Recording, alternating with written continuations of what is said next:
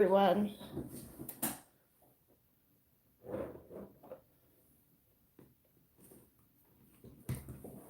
How's my sound and video?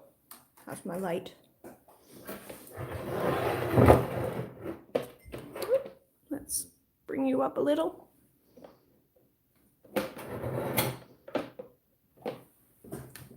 And get myself set up over here.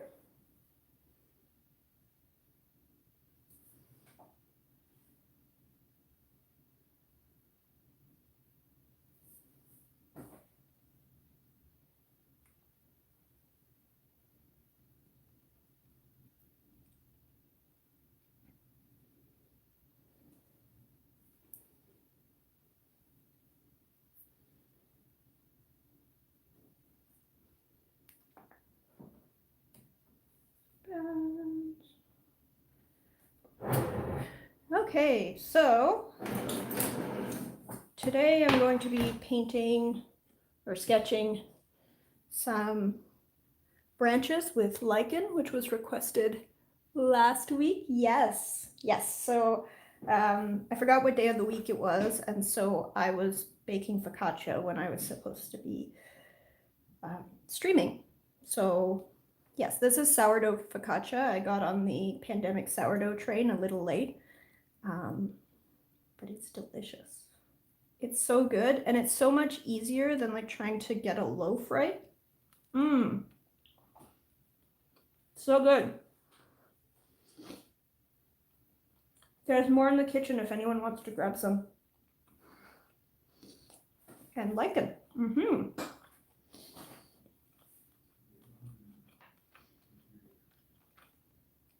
So anyway, sorry for my inability to keep to a schedule, but on the bright side, I got focaccia out of the deal, so I win.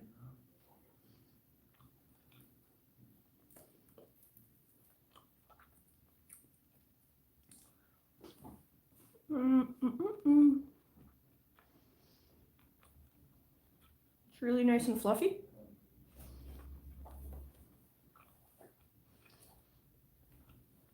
Hi, Paulo, how are you?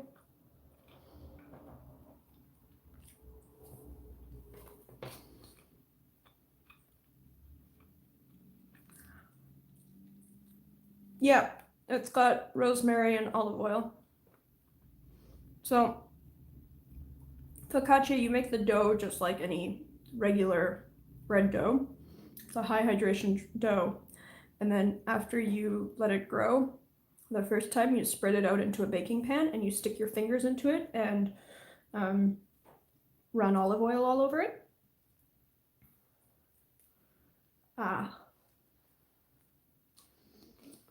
Yeah, we're in lockdown too.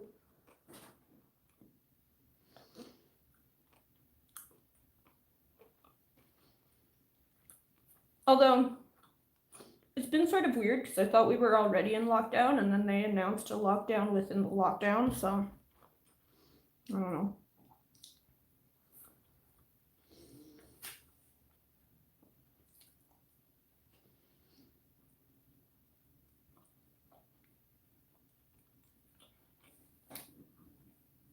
Paolo and Gabor, are you working from home or do you have to go into work still?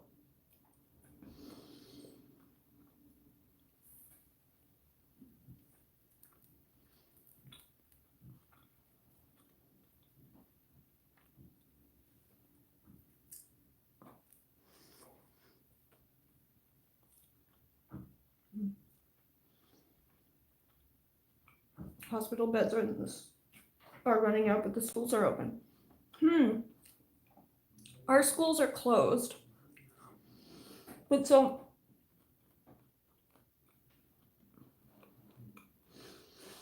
they announced a lockdown starting on Boxing Day, the day after Christmas. And the schools were going to be closed for an extra week after the winter holidays.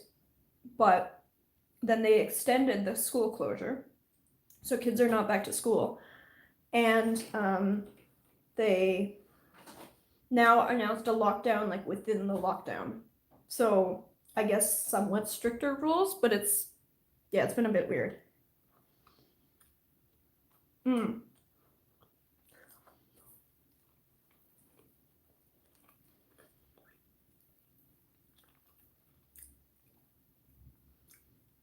Ah, gotcha.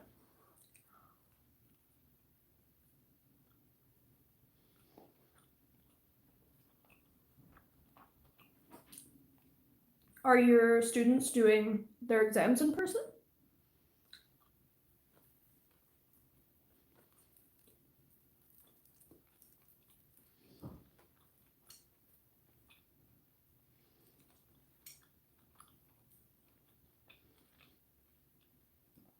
Our hospital beds are also running out.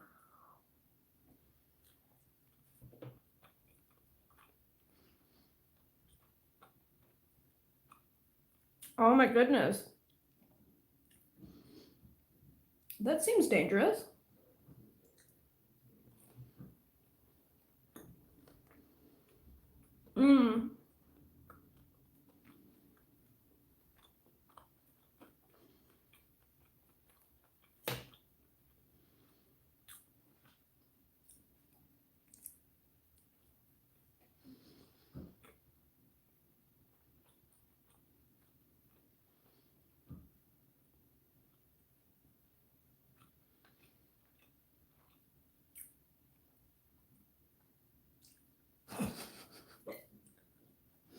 Oh, my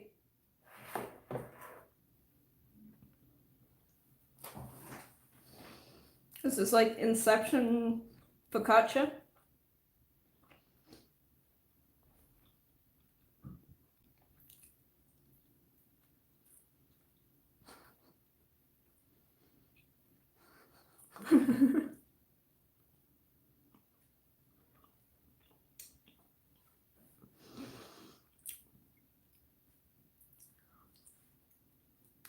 It's like some sort of mukbang for art nerds.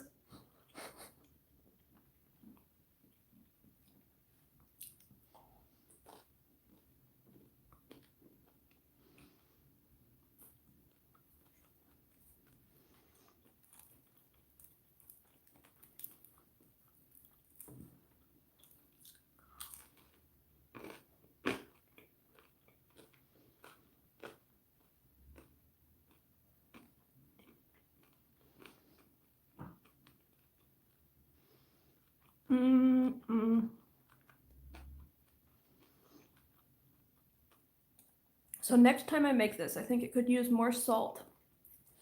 But the texture is really great.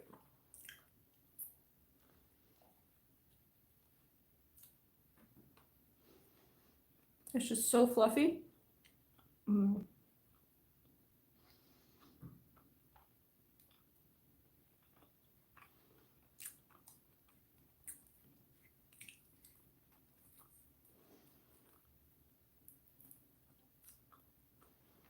The trick, I think, for fluffy but sour is to use a low hydration starter, which makes it more sour, but use more of the starter, which makes it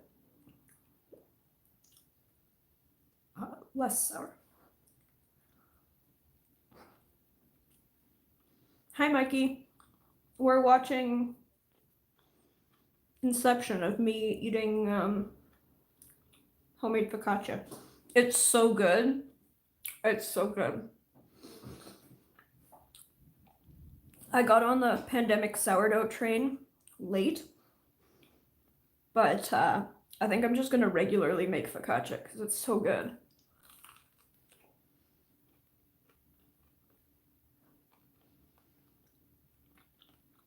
Paula, this seems like the sort of project that would suit you.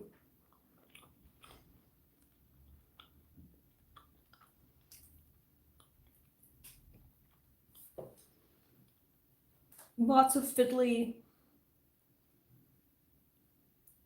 experimenting to get the bread just the way you want it, and it's cool chemistry.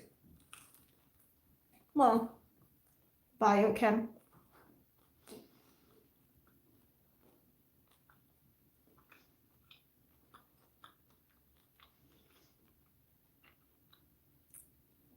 It's so good.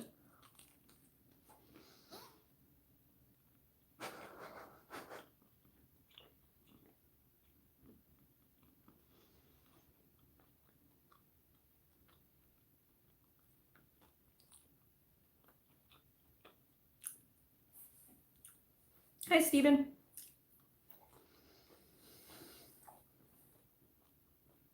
Oh, that sounds really nice. Maybe I'll get some olives on my next grocery trip.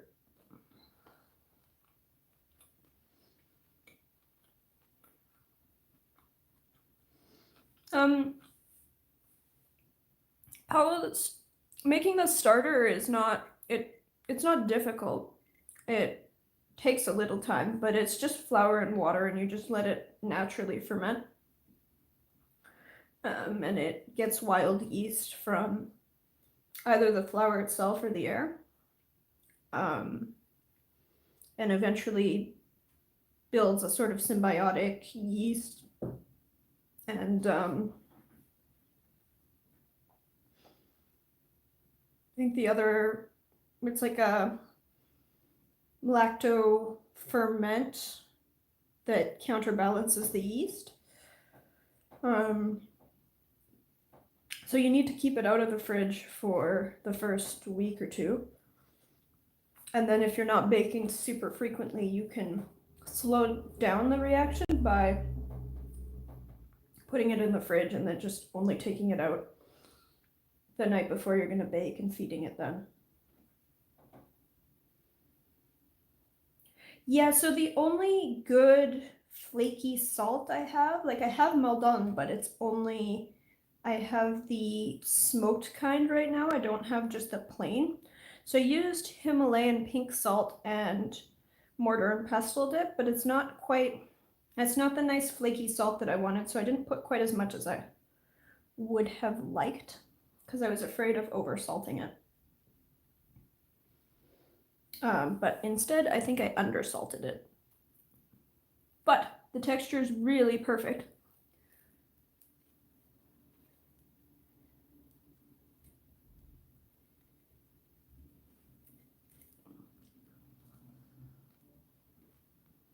Olives are delicious. So maybe I'll make an olive version of this.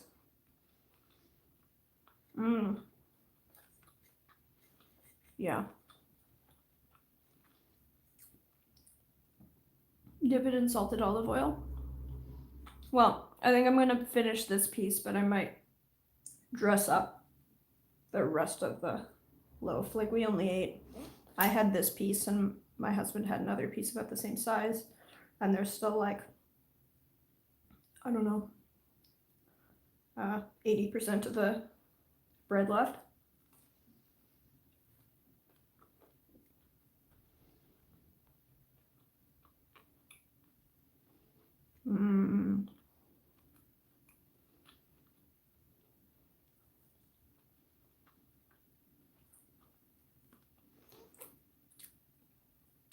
I don't know why I put off baking bread for so long.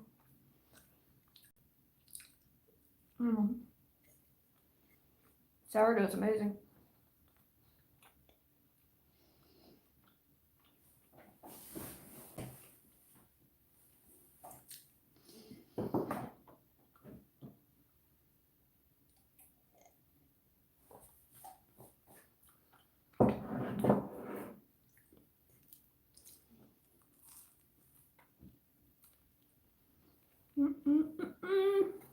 Okay, so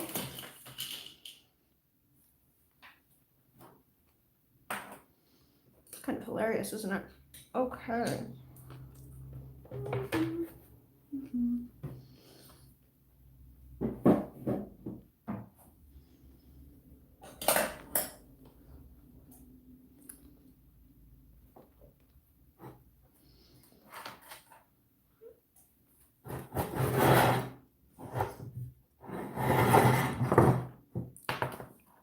Okay, so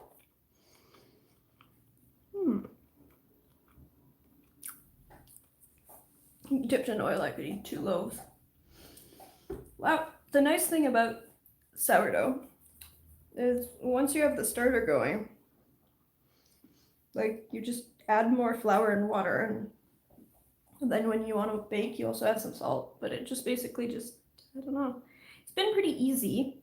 And then the other thing I've discovered is even if you're not much of a bread baker, if you like pancakes, it's worth keeping a sourdough starter just for the pancakes.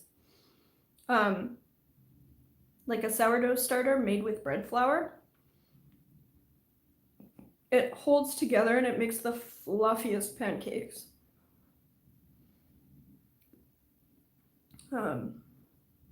So I've been having like sweet pancakes and also savory pancakes where I put just a freshly fed starter on a pan with some scallions and toasted sesame seeds and salt. And so I'll just put down the starter, like make a pancake with it, and then drop the other stuff on top. And then when one side cooks, I just flip it. And that is so good. And I just make like a chili soy, like a sweet chili dipping sauce. It's so tasty and so easy. So, last week there was a request to paint some lichen. So I went outside. There's my neighbors. My neighbor has a Norway maple that's dying. And so it keeps on dropping branches, and the branches are all covered in lichen. So I figured, hi Lana, you missed the eating show. Oh, what?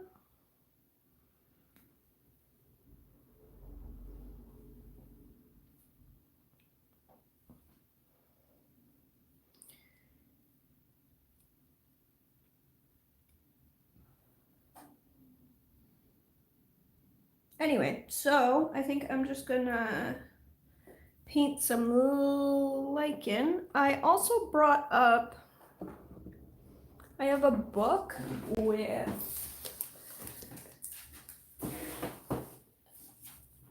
that might help with identification. Oh, I'm gonna have to move this out of the way.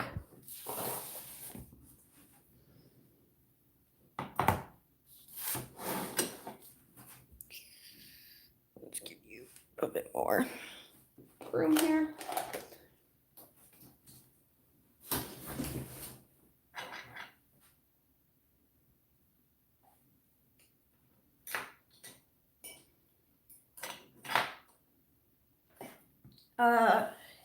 But this is huge, so I don't know exactly how much I'll be able to find there. This might just take a little bit more searching, but I got this because I've been planning to do like a series of more finished pieces with just various kinds of lichens that grow on trees, like that use tree bark or trees as their substrate.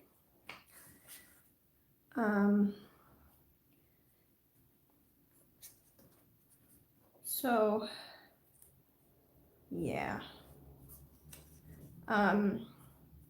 this has a lot of information about like the different types of lichen. I feel like it would take longer to really absorb the information here, but there's different, like there's 3 categories where there's crustose, foliose, and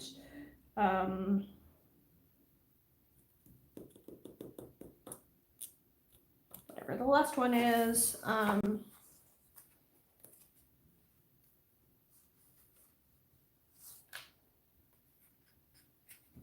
I I mean, this, first of all, Gabor, I don't know that this is going to be really useful as a book for you because it's North American lichens.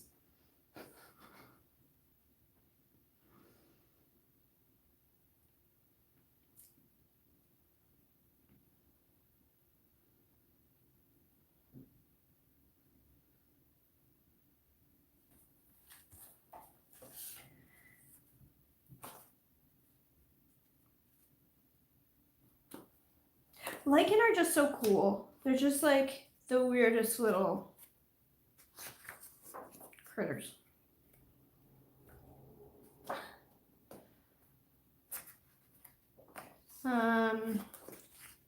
Anyway, it goes through various ways of identifying, and then it has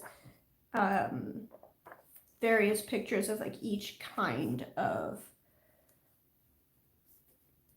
each species of lichen. So they are sorted then by type.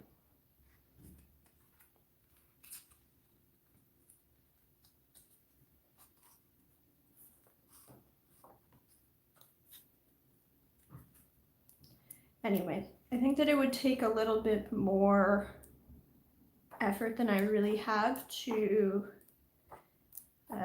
confidently identify these.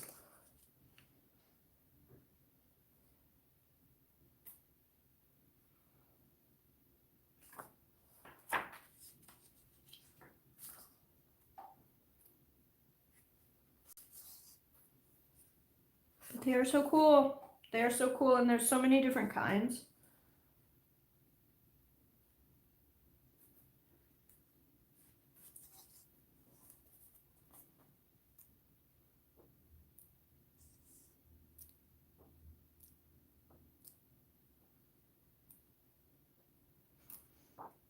So when I have a little bit more time and patience, I'll try to identify what the two species of lichen on there likely are. Now there's at least two kinds. There's at least two species here. And I'll bring one up so that you can see. So there's at least two species of lichen. There's this lighter sage green kind, like this more whitish kind, and then this more yellowish type. So that would be two different species. You can see they've got different shapes as well. And I'm not sure if it's actually 2 or 3 species. Like there might actually be 2 different species that are this sort of color. Because when I pull this up, like I don't know if this is just different points in the life cycle. Certainly this might be a third kind. But if you look at, these are the fruiting bodies in here. If I bring this up. Are lichens regionally different? Yes, absolutely. Like any other species. Sorry, I'm trying to get this to focus. Focus. You see how there's like those little circle things? So those are the fruiting bodies. That's how they reproduce. And there's a ton of them on this one, but some of the other crusty parts, the other like crusty type lichens on here don't have nearly as many. So I'm wondering whether there's just 2 different species that just happen to be the same color. Yes, there's absolutely, so there's these like sagey colors, and then there's like a more yellowish green kind here. Or here you can see that's like definitely a different species. There's some white stuff, which I'm not sure if it's just like a dead portion of this sage green stuff or it's a third thing. This, like, there's a lot that goes into identifying these, and I need to find myself a scientist to work with, I think. a botanist, well, not a botanist, oh goodness, mycologist to work with.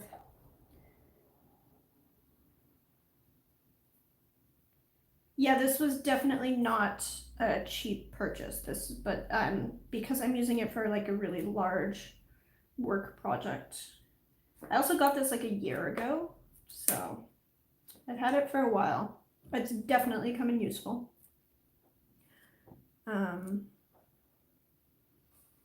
But yeah,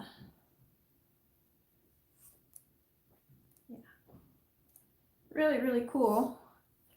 But definitely there's various different, like individual lichens will be, they'll grow on specific substrates, like specific kinds of wood or specific kinds of rocks. Some of them are affected by climate or air conditions, like they're very sensitive to pollution or acidity in the air. If there was a bright yellow and a yellow green, yes, possibly. Again, it's hard to tell. They do seem to always be close together, like they seem to be clumped together, so I think it's just the margins of these more greenish ones are more mustardy, I think. So I think they're actually the same.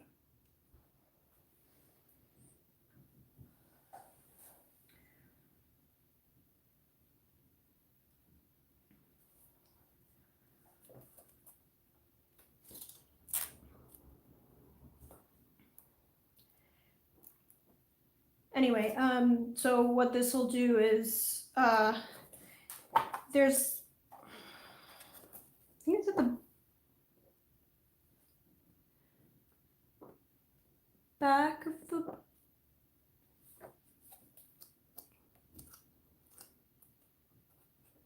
somewhere in here, there is a,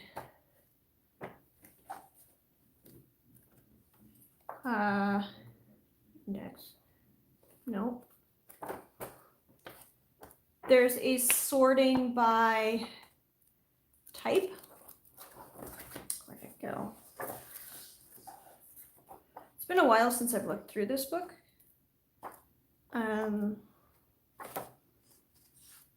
But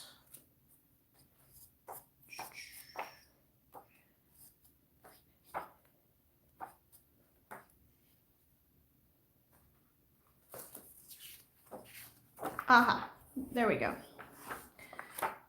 So you can, there's this, which is like a identification key.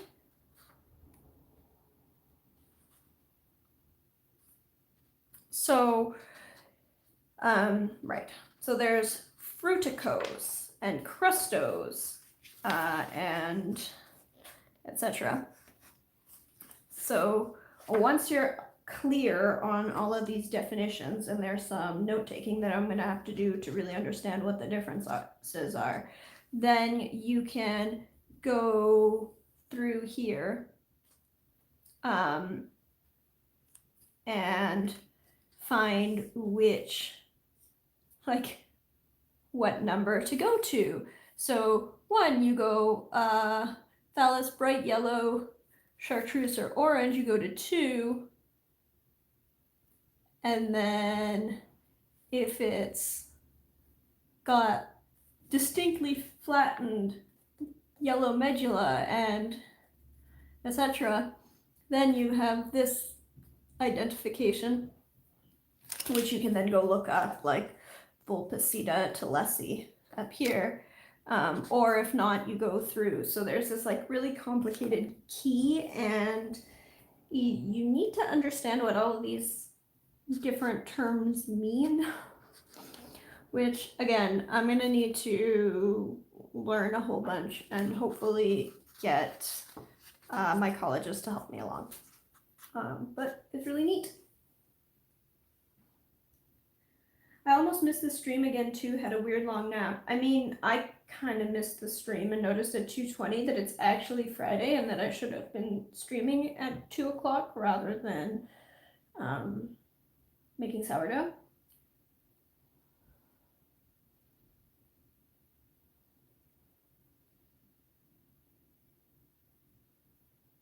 Hi, Ev.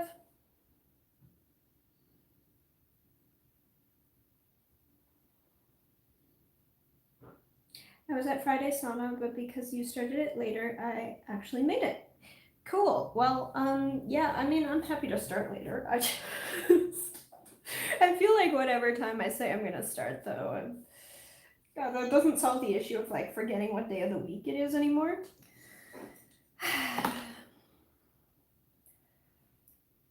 Pandemic is really messing with me. It's really messing with everyone. Okay. Do I have, how's my ink on this pen? Aha, working fine. Great, use that. It's really late and I get terribly sleepy after sauna. You are totally forgiven if you fall asleep.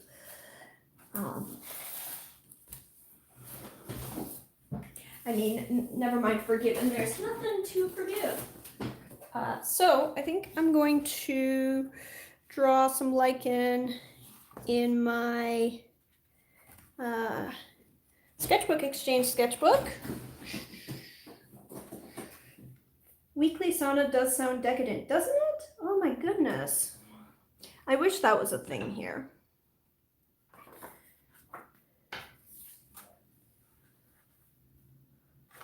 Anyway, so here we have some stuff that I sketched in the last couple streams. So for those of you participating in my sketchbook exchange, this sketchbook came with a bunch of these postcards at the back, and so I decided to sketch in each of the postcards, and then each participant can take a postcard. I will have to do a few extra because I don't think that there's quite enough postcards in here for one for everyone, so I'll just have to add some extra from elsewhere.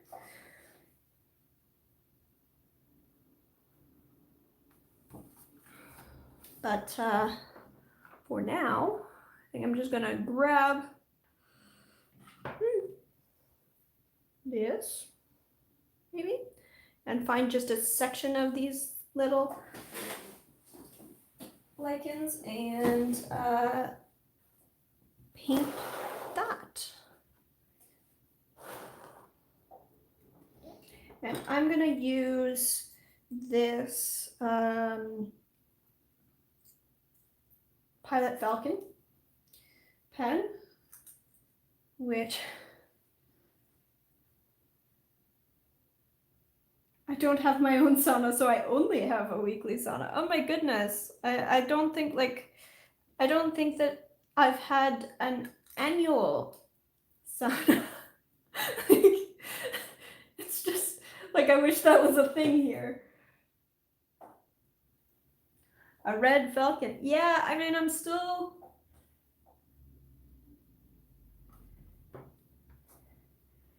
And it's filled with Sailor Suboku, I believe.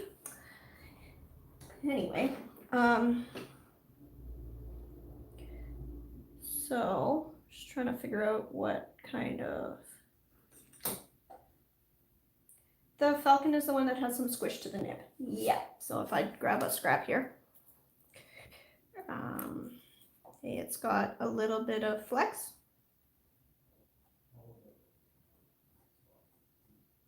So you can get a little bit of line variation there.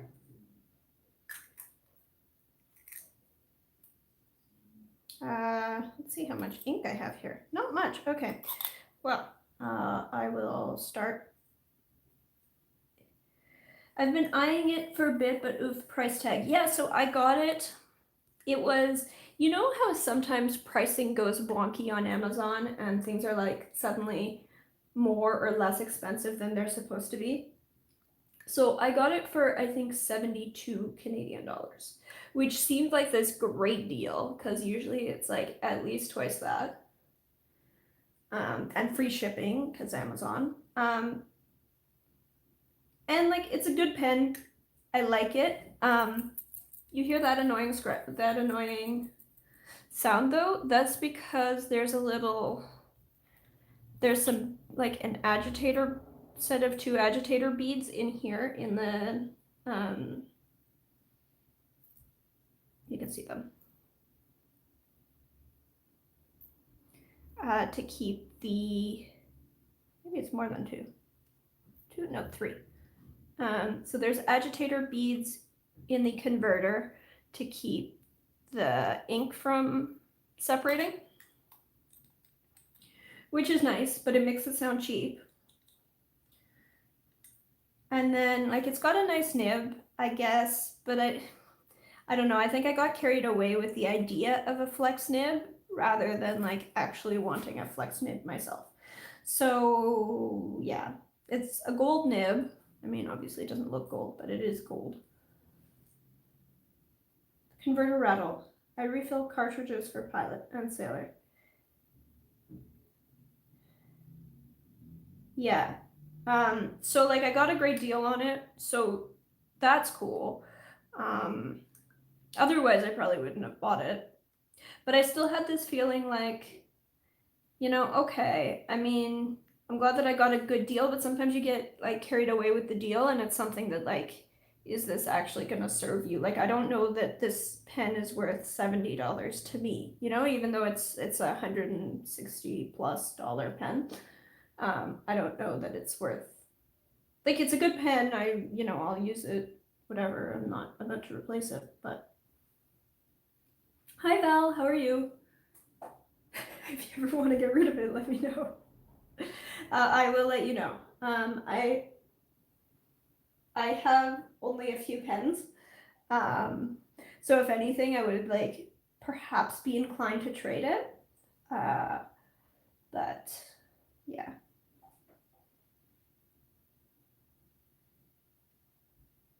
I actually enjoy my Falcon a great deal because it has a soft extra. Yeah, so this is also a soft extra fine, I think. I was debating, I think I did get the soft extra fine because there was also soft fine for the same price or maybe even cheaper. Yeah. I'd buy it. Mr. E has been looking for such a pen for a while.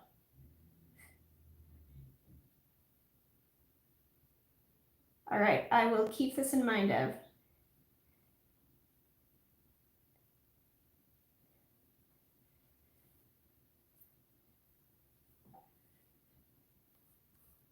Anyway, yeah, so I think I'm gonna start by drawing this.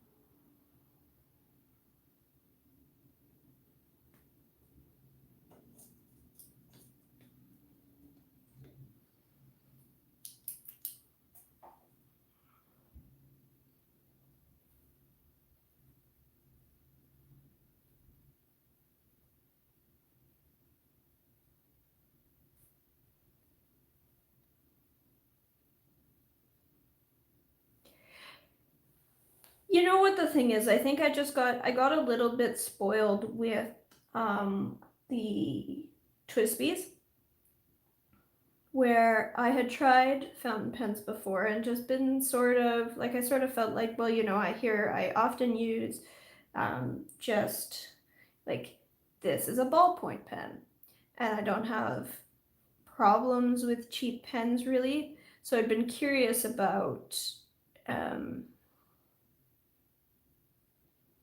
fountain pens just for being refillable more than anything.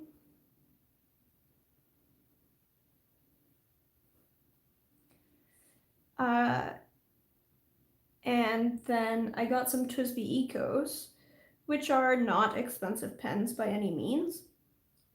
And with those, I actually felt like, you know, the refillability and the fact that I can choose my inks. They write really reliably and nicely. I really like these. And that felt really worth it. And at that point, I saw this on sale and, you know, just sort of dove in. And I think that put a stop a little bit to some of my fountain pen. Like I was beginning to go down a rabbit hole, and I realized, you know, that it's unlikely that I'm going to find any pen that is worth more than, you know, $50 to me. Just because again, because my main interest is in just reducing the waste of always getting new pens.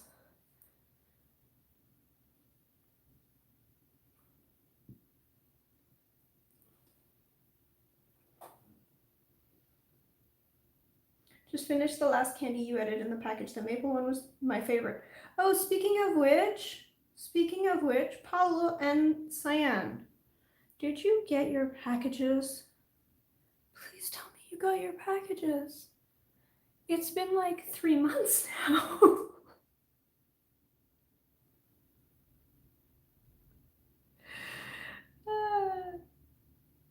Sadly, no. No! I'm so sorry. Oh my goodness.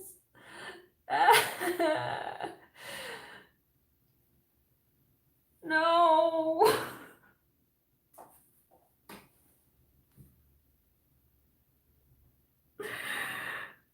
No.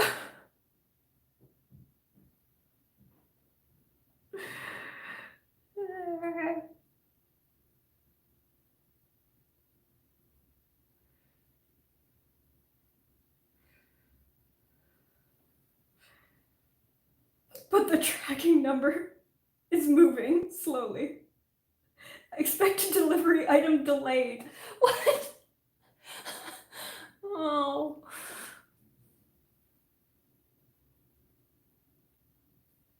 At least you have tracking now, but okay.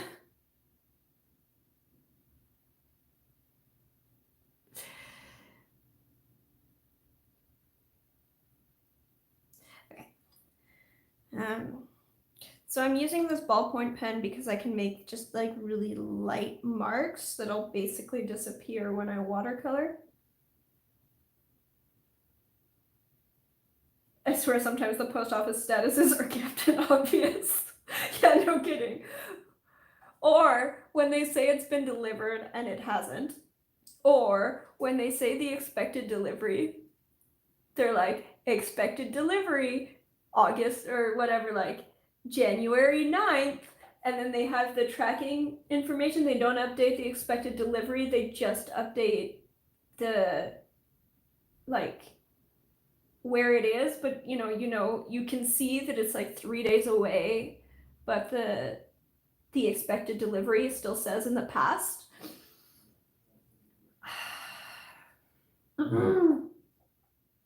It was supposed to arrive the 5th of January. Like I said, I am a very patient person. Well, good. Because I sent you a thing in, what was it, November? Late October?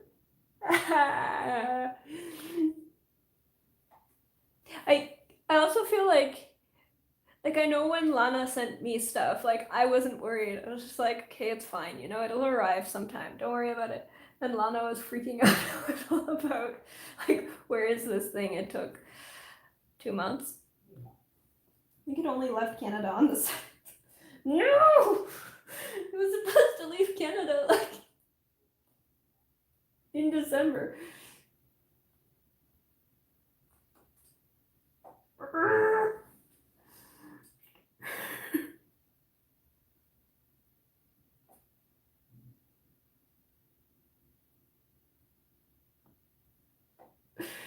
I mean, the late package is due to 2 things. Like,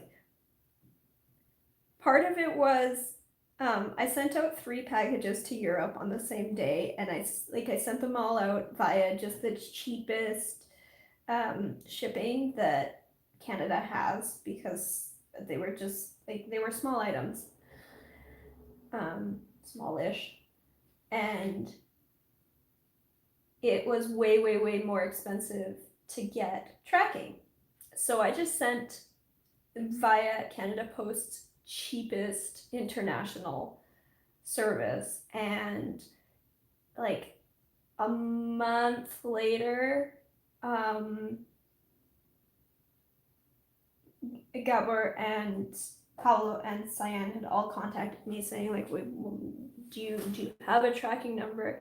And I didn't, but I still had the Canada Post receipt. So I went to Canada Post. I mean, I had something to pick up or another package to send anyway. So I went to Canada Post and I showed them my receipt, and you know, I live in a small town. The guy recognized me too, and he said, "Oh, okay, yeah, we'll look into this." And then I got a call back a few days later, saying, "Oh, so,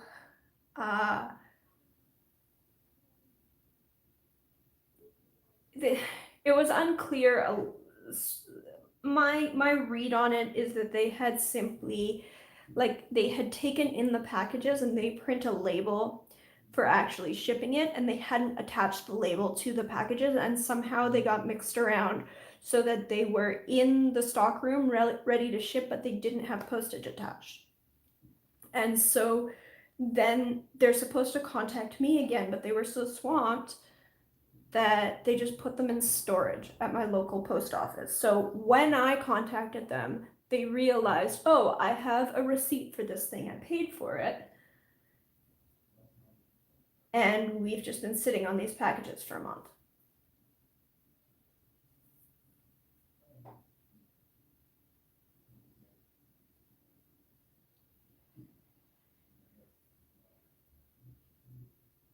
Mine has last update 7th of January in Mississauga. How did they take...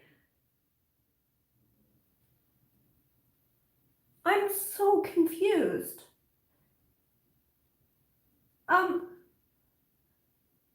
Wait, Gabor, you got yours in December, right? Okay, so like, just for context, Mississauga, Ontario is a 30-minute drive from me. So they took 2 months to drive 30 minutes away. Anyway, they contacted me. They said, we're gonna upgrade the shipping.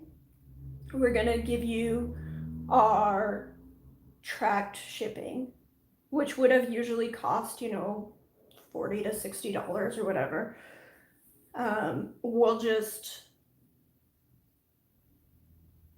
We'll put tracked shipping on it and we'll ship it out, and unfortunately they are likely to arrive just after Christmas.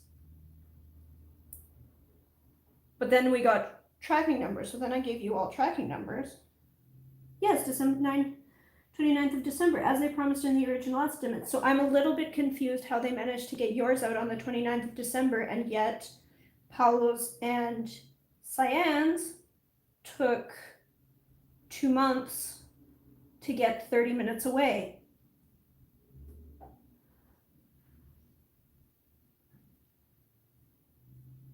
This is infuriating. What the hell?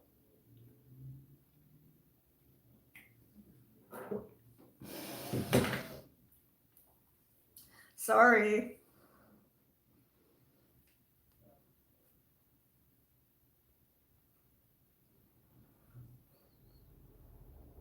Currently, there's not many flights to Finland. Yeah, but surely they could have flown it to somewhere. Like, can they not route it via Germany?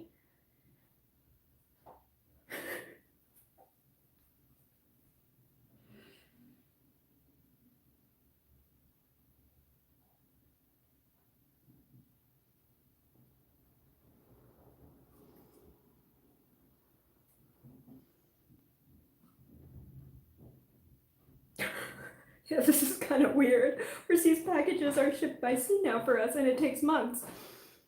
Well, so originally it would have gone, presumably, well, usually, yeah, so prior to COVID, like they wouldn't guarantee that they would ship it by air, but they often did. And then with COVID, they were shipping regular ones by sea, but the delivery standard, even for Finland was the slowest of them all, and it was still supposed to arrive at Cyan's door by early January.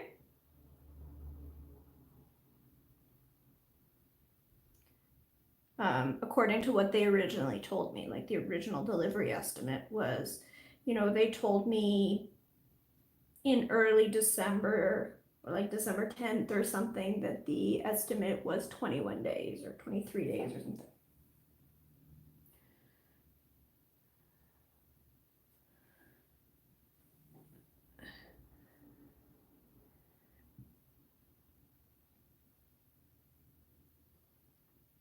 Well, this will make the sketchbook exchange real interesting.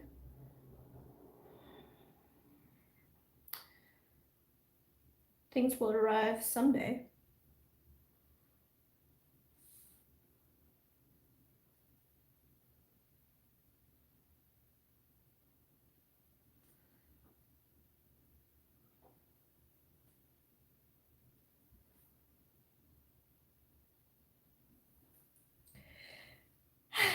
Yep, clearly.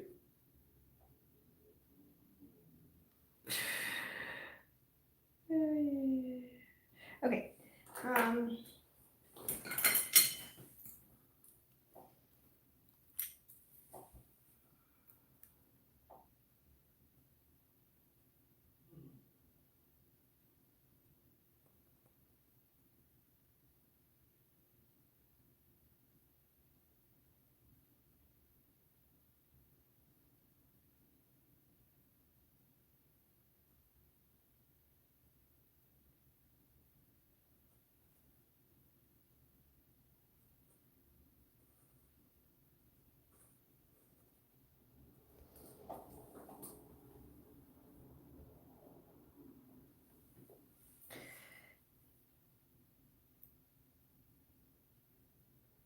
I mean, no doubt there will be delays. It's just like it's just frustrating when you don't even, it's one thing if you know, okay, it's stuck on a ship and it's going to take 2 months. But when they tell you it's going to arrive at this time, and then you go to the post office and they say, oh, it hasn't left the office, or, it's still at the local station, and then they upgrade your shipping and they say, okay, it's going to arrive by, January 2nd. And instead of arriving January 2nd, on January 7th, they say, oh, yeah, we drove it 30 minutes away to Mississauga.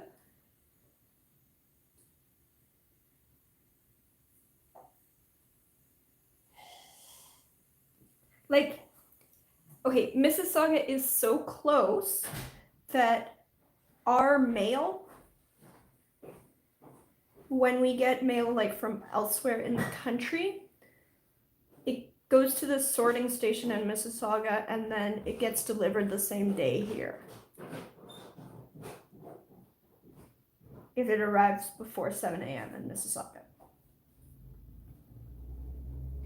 So, like, this idea that somehow it took, like, from when I got a tracking number from Kitchener, oh, sorry, this got missorted, that it then took them another month to get it to Mississauga? How?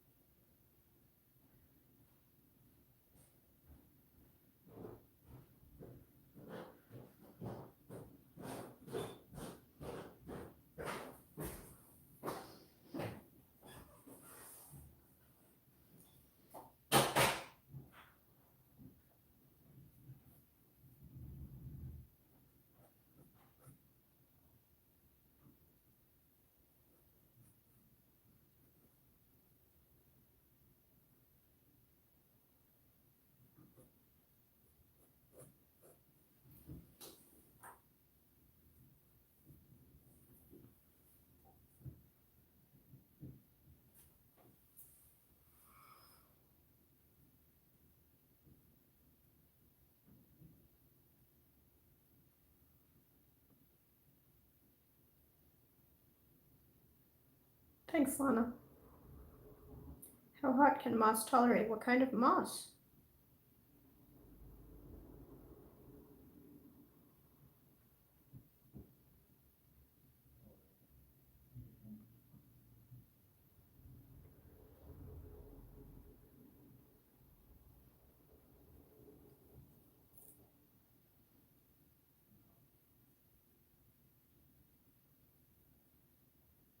Assorted moss.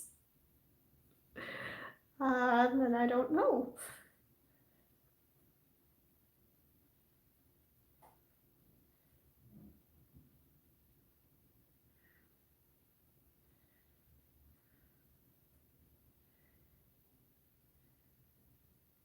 It's like Christmas buying frenzy cools down. I hope the delays will disappear too.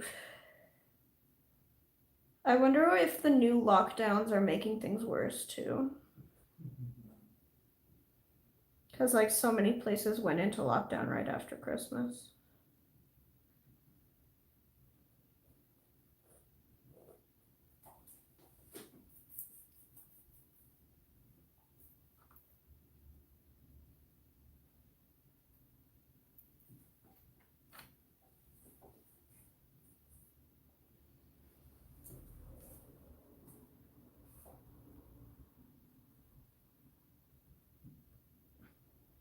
I've got another book like the Lichen one for mosses. The mosses one's a little smaller and was a lot less expensive. One of my Christmas gifts.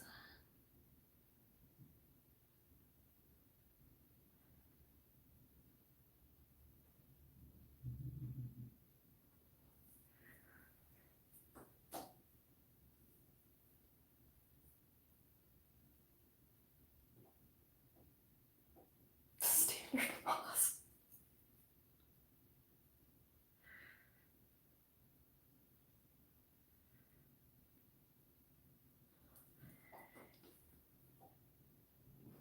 Next month, please.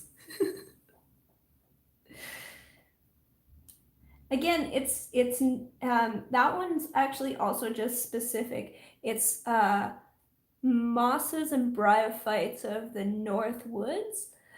So it's the like northeastern United States and Canada, like eastern Canada. And that's you know, so it's only mosses and bryophytes that are local to right where I am. So again, like I'm not sure that is going to be super duper useful.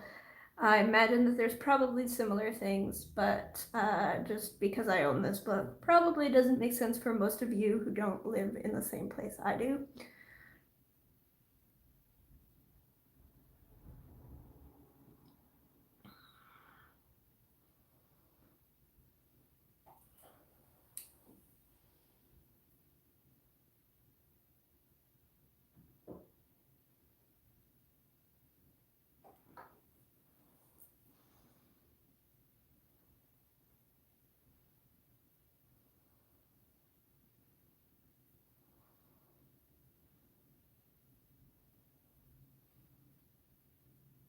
So here I'm just drawing the basic shapes that I see of these little lichens. Like I'm not being super duper careful about exactly what they look like, but then I might also do a close-up where I show to scale exactly what all these little dots and what have you look like.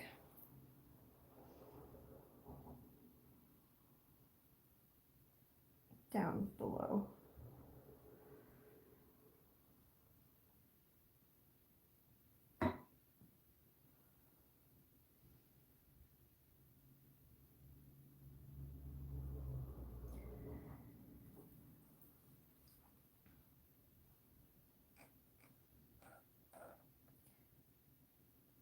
I have a bunch of art books and stuff I'd be happy to sell, but like the thing is, no, sell or like give away even, but with shipping from Canada being how it is, like Just not seeing how that would work to most places, given that like the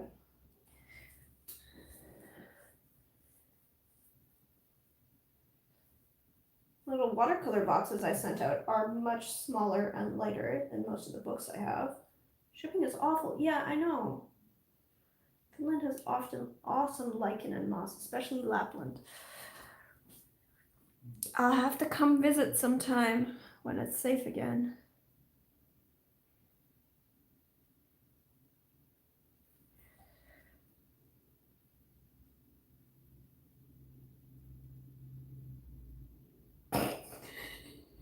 If you put it in the post, I could get it for Christmas.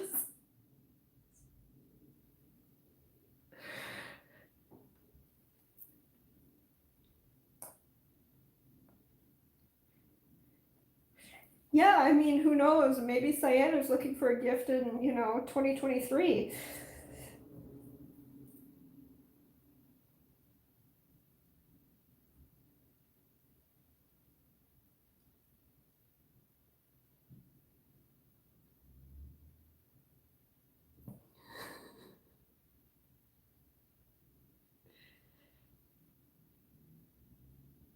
I love the prepaid boxes for within Canada, but anything heavy shipped outside the country is so expensive. Yeah, no kidding.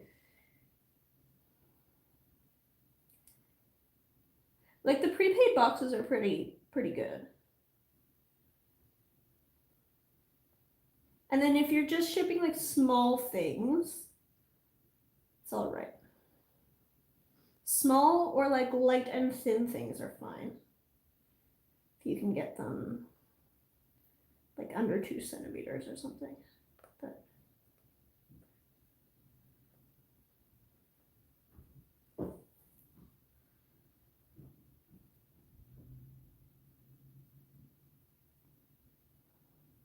huge beard mosses.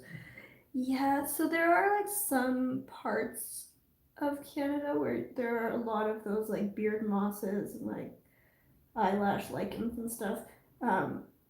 And some of them are even like you can see some of that like not far geographically from here. But a lot of them are sensitive to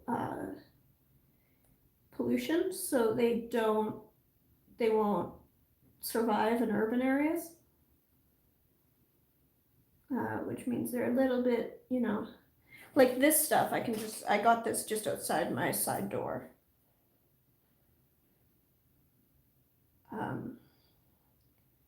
But as far as the beard lichens, etc.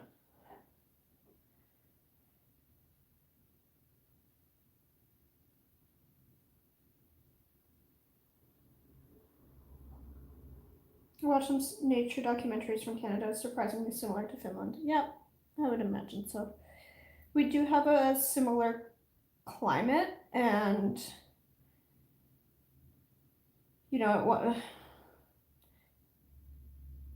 at one point there was a land bridge, not from Finland to Canada, but around the other direction to Russia. So there have unlike Australia and New Zealand that have been isolated for a very long time, that we do have a lot of the same or very similar animals, very similar plants that are very related at the very least, even if they're not identical,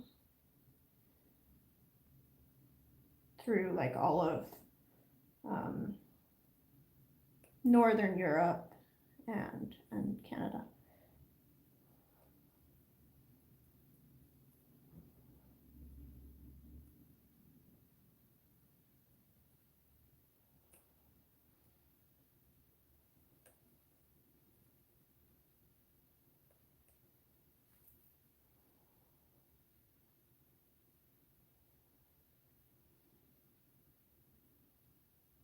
I've been thinking about dropping the accent from my profile name for a while.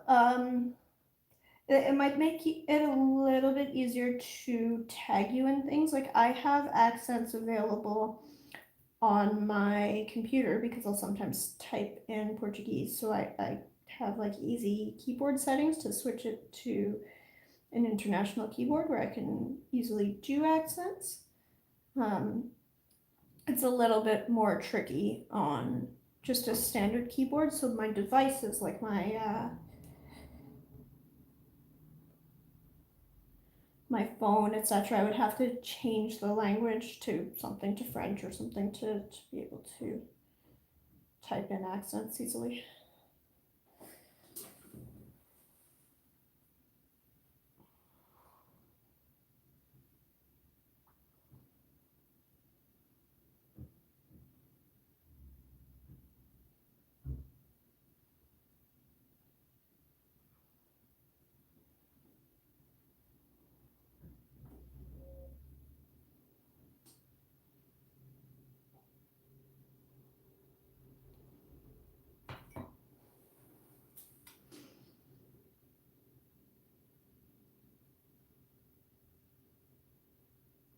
A custom keyboard, like custom built from PCB and key switches programmed by me, so I don't have extra accent thingies.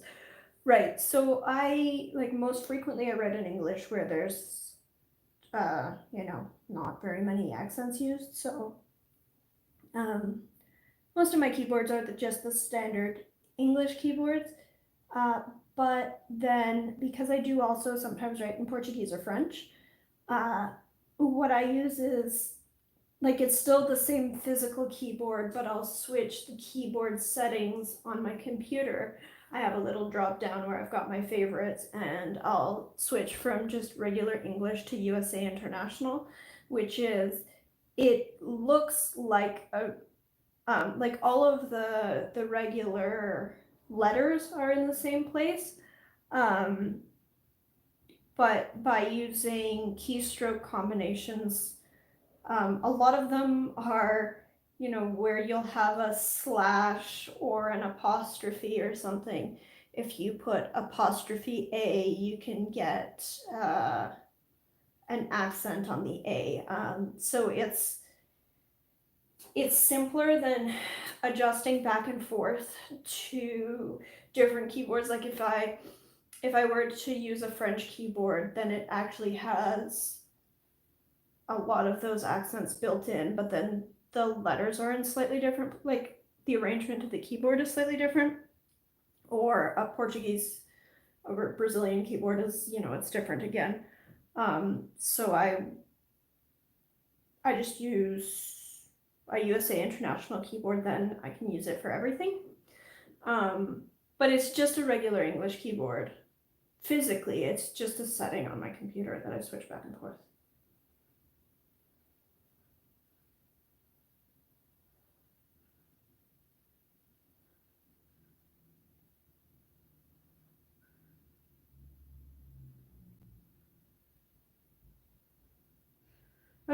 I hate the keyboard layout swaps, kills my touch typing habit. Yeah, so like I did try at one point. I mean, growing up, I went to a French school, so we used French keyboards, and that was always really weird switching back and forth to like, oh, suddenly I'm on an English keyboard. When I went to Brazil and like getting used to like, oh yeah, like everything's just very slightly different.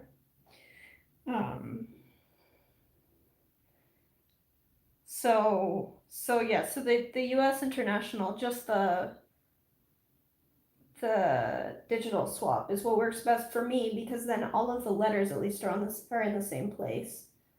I can swap it back and forth if I need to use, if I'm going to be typing in English and I'm going to be like writing code or something, and I don't want the accents and what have you to just like appear where I don't want them.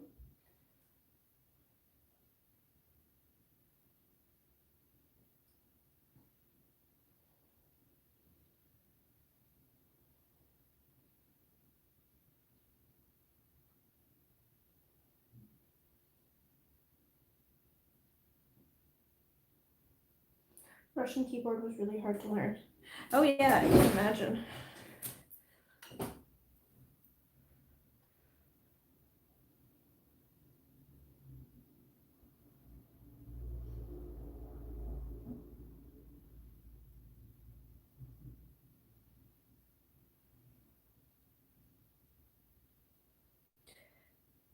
Actually, that's worth asking. Ev, what keyboard do you use? Like, do you use the French keyboards?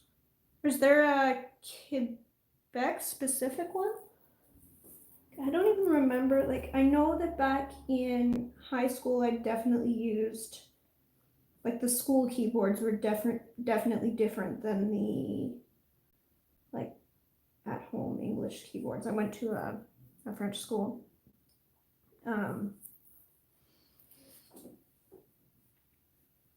And that's when I picked up.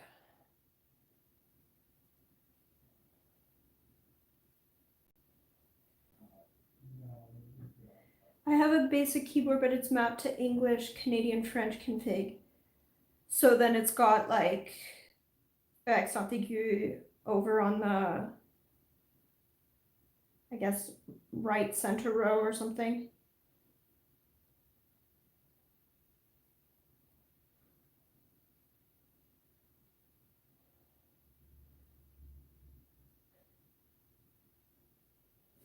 I think I tried that.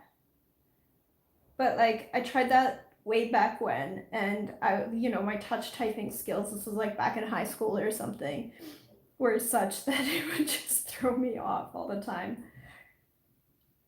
It has its own key. Like something yeah, which is like on the center row to the right. Yeah, so I think that's the keyboards that I used, except they were actually marked that way. But that's the keyboards that I used in high school, like in school. And then next to the shift key on the right. Yes.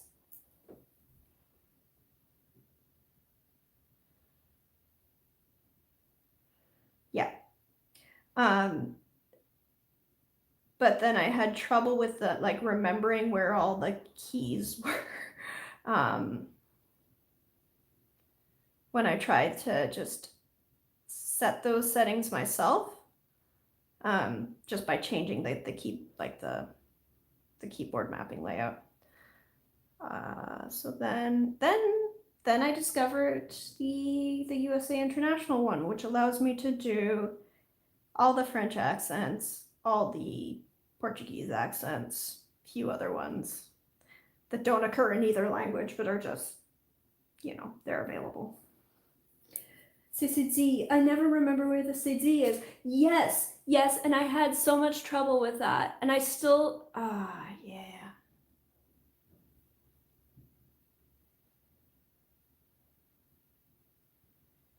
Yeah.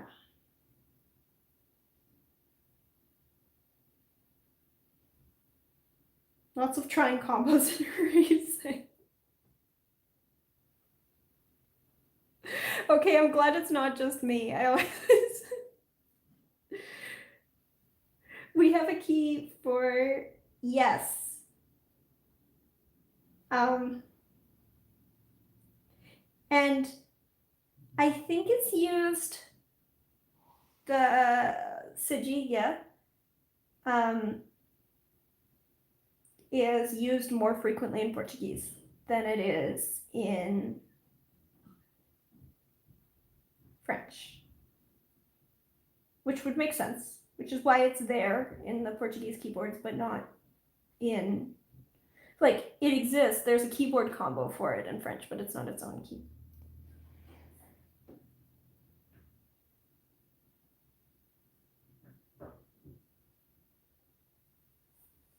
Yeah, so those.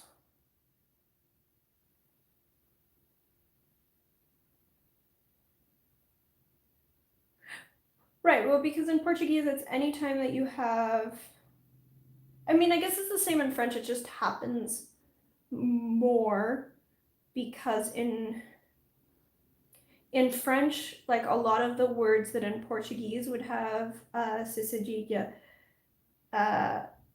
would just have like would just be spelled with an S or something. So it exists, like it does exist in French. Ça va. How goes it? It's ça. It's with a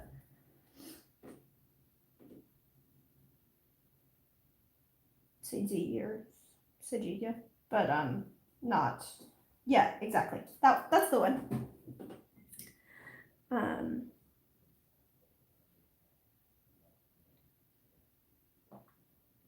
But it's not quite as frequent as in Portuguese, I think.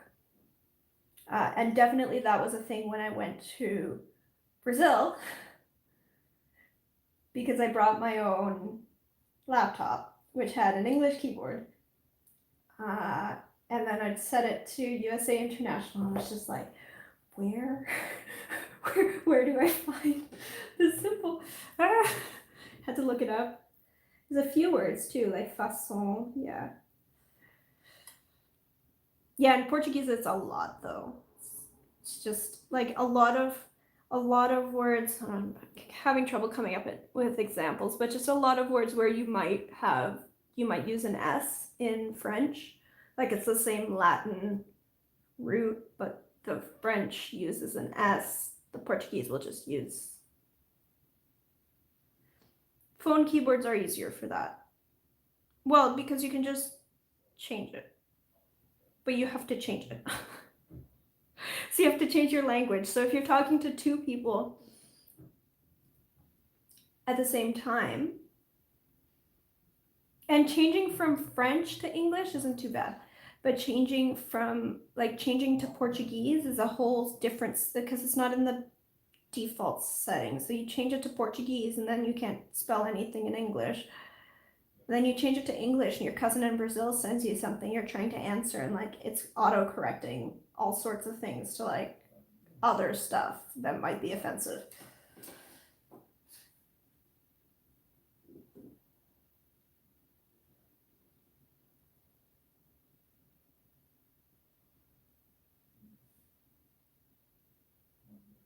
Like in words as façade from French, which I never see written with the yeah. Well, a lot of people in English pronounce it all sorts of weird ways too. Like, how many times do I have to correct? It's not facade. That's wrong. Don't do it. Autocorrect is not helpful for multilingual. Yeah, no, it's not helpful.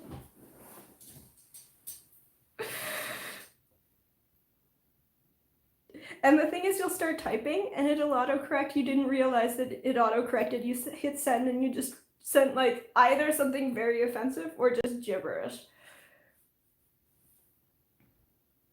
Facade and niche are some that crack me up a lot. I mean, but there's all sorts of things where like, I think we've had this conversation before, but like, there's stuff where like I know how to pronounce the thing correctly. And yet I also live somewhere where the thing is not pronounced correctly. Like if you go into a Timmy's in southwestern Ontario and you ask for a croissant, they're like, what are you talking about? What?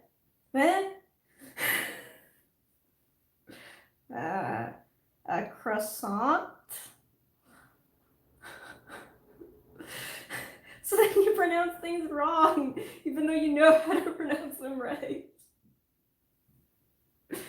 You have to say croissant, and it's better than like the nonsense that they say in the US, which like that was a whole different thing. It's not too bad. Yeah, it's not so bad. In the US though, it's like oh my goodness. Just order something else because I don't know how to pronounce it.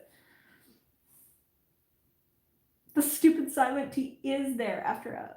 Yeah, and I think actually if you said a croissant, they would get it too. Like if you just didn't say the T. But if you actually pronounce the R correctly, like if you say croissant, they're like, the what?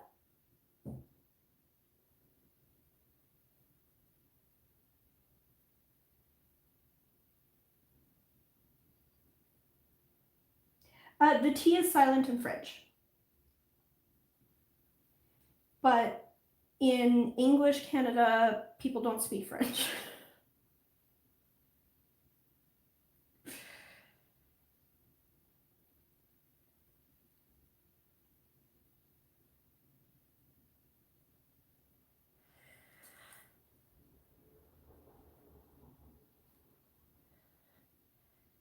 There's a few other things like that.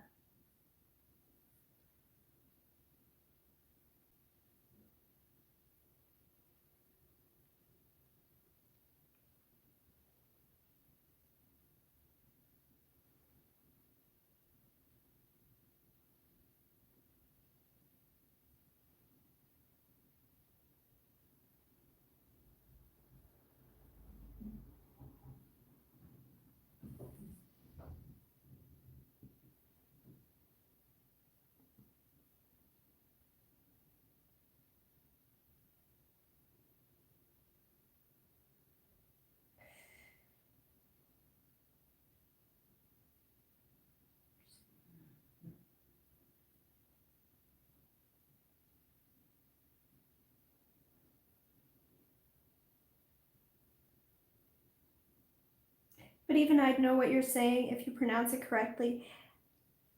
I think I mean, part of it is like if you went into a cafe and you were like speaking slowly and you asked for a croissant, they would understand you. But Timmy's is it's you know, it's its own experience. Tim Hortons is our like donut shop. It's where people get their coffee in the morning. So it's very, very fast food.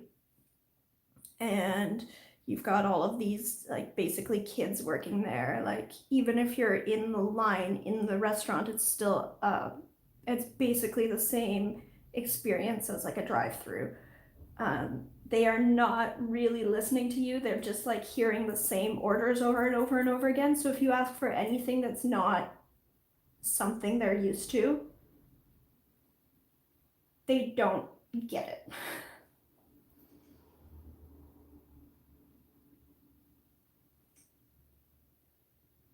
Oh, it's impossible to explain to an Anglophone person how to say tata, right?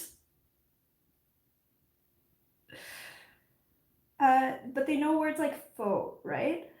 Um, in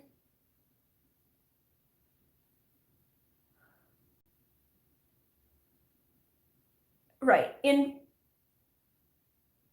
Canada, yes, definitely. Like I think that in Canada, everyone would understand faux, and they might pronounce like they might draw out the sound a little and say like faux rather than faux, but um, they'll understand it anyway. I've heard Americans say fox, which is hilarious. Like, no, it's not fox. It's not.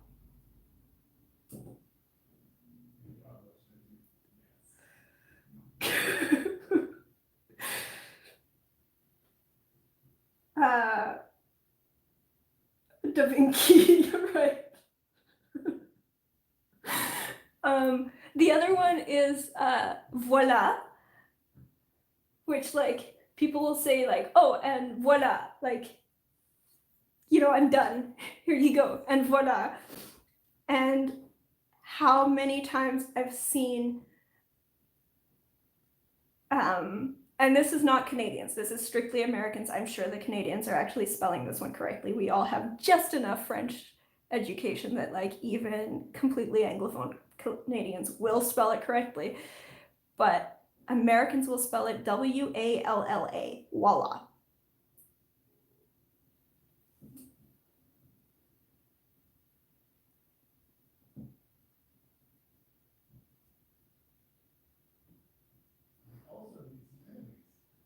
Oh, like if you,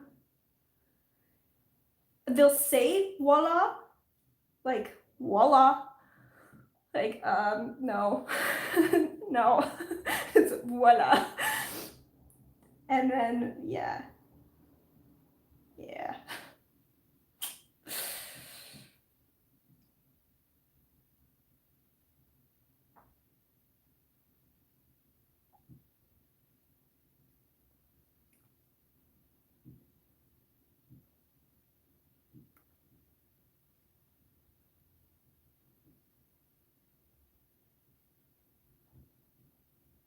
which can also mean with butter in some dialects.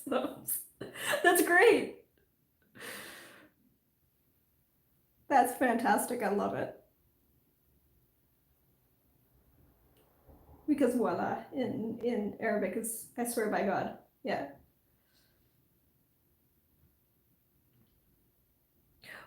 Right. Well, I mean, so it sounds like voila, like I swear to God, but I've seen it spelled out and it's actually three separate words where it's like voilahi, but it just gets condensed down to voila and with butter. I kind of want to use it with butter instead. Voila now and with butter. Oh man, that's so good.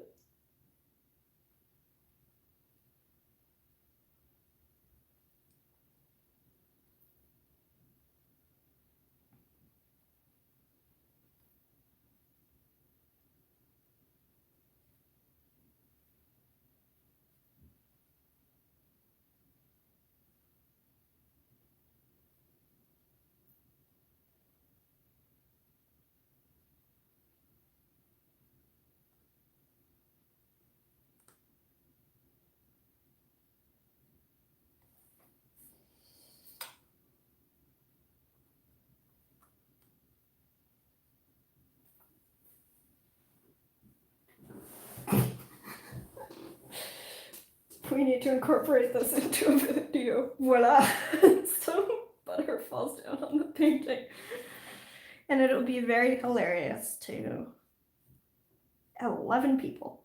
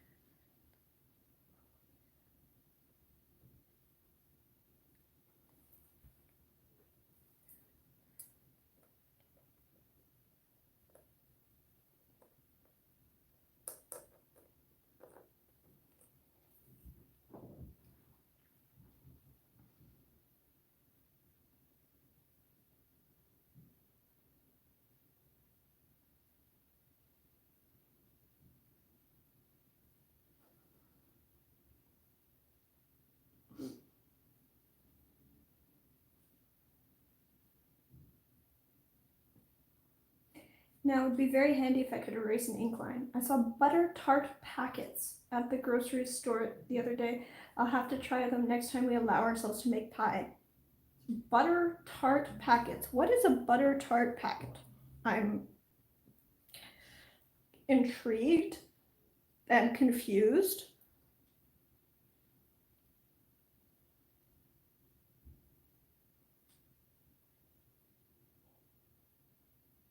I never get butter because we prefer vegan margarine that tastes so good.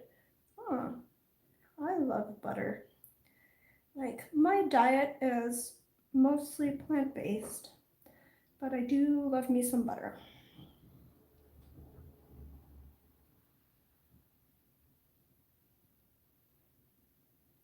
It's a packet, like Jello packets, powdered butter tarts that need butter and water to become pie filling. That sounds dangerous. Like, very dangerous.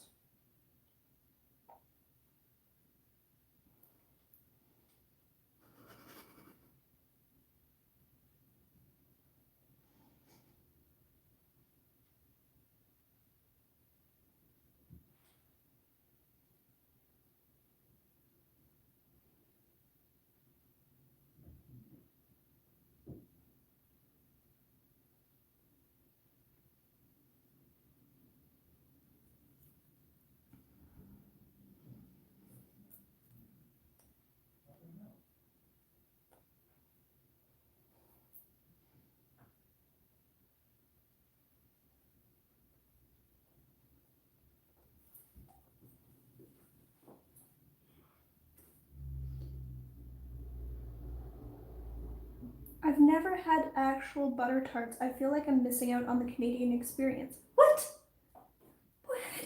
Okay, if the postal system wasn't so, like, when the postal system's no longer backlogged, I will mail you butter tarts. I'll like go pick them up fresh from the bakery. There's a butter tart festival here. I'll get you some butter tarts, like fresh, and I'll mail them. It won't work right now because apparently it takes a month to get things to Mississauga, and I just still can't get over that.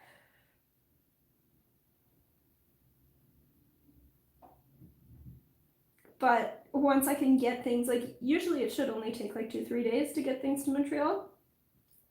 So once things are back to normal, I can mail you some butter tarts.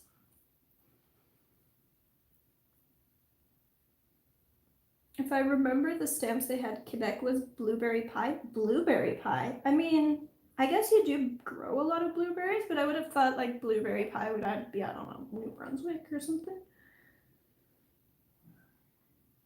Not like tarte au sucre or something.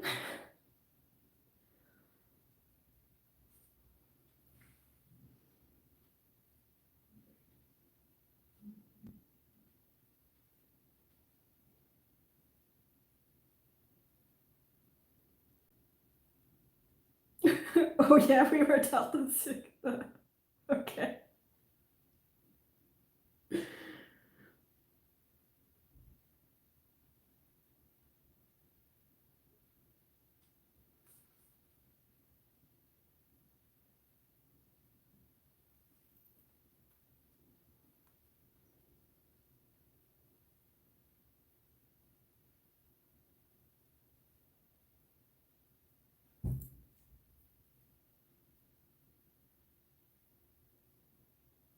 They don't, I think, is the...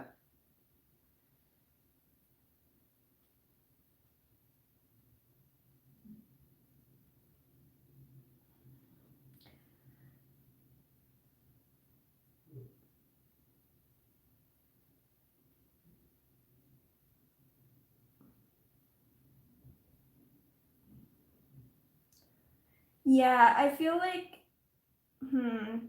I don't know, like, it's the sort of thing where they'll either pronounce it, like, try to pronounce it correctly, or they'll see it and they will just say, oh, it's sugar pie. Like,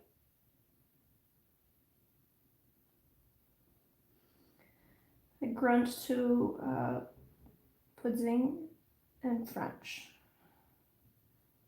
Yeah, so grunt is like, isn't it like a streusel topping? Like it's like a sort of like cakey crumble topping. Yeah, they say sugar pie for tarte au sucre. Yeah.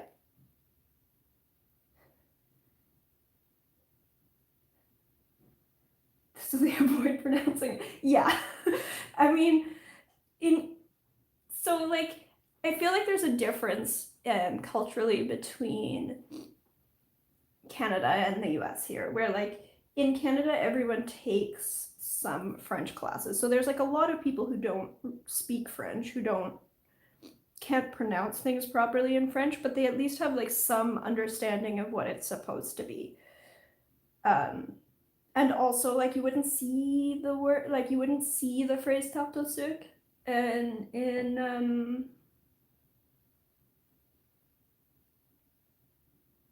in the US so much. Like that's really a Quebecois thing. So like you'll see it in Canada, but not so much in the US. And in Canada, they'll just say like, oh, it's maple syrup pie or it's sugar pie. They won't mispronounce things because they know that they can't pronounce things.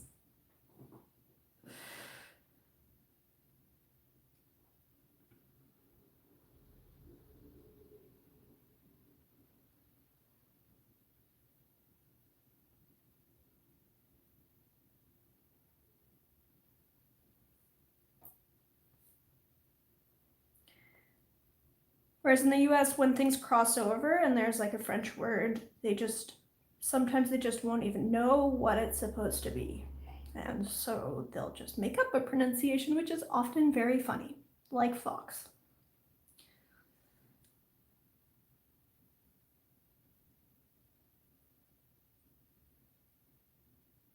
Or facade.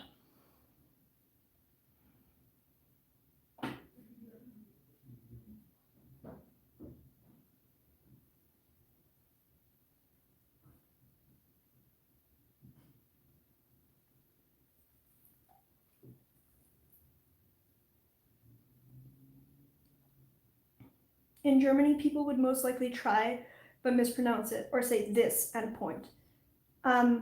Yeah, this and point is another thing that happens pretty frequently.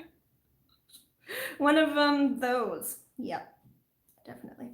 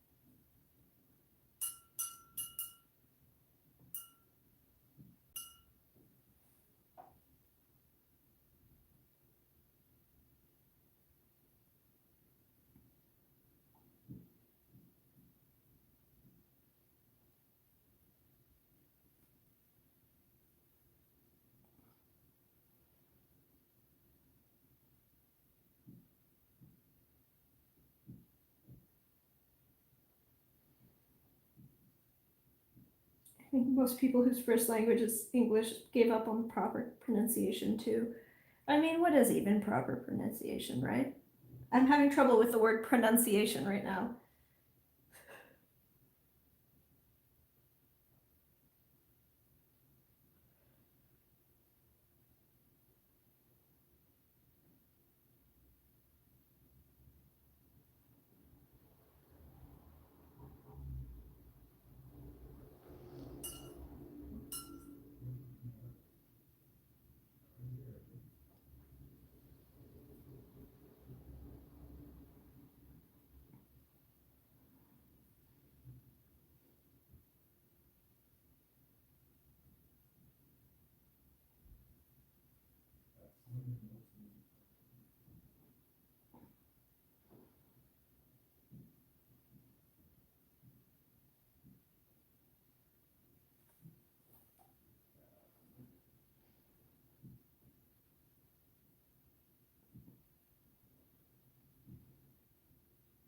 I struggle with comfortable.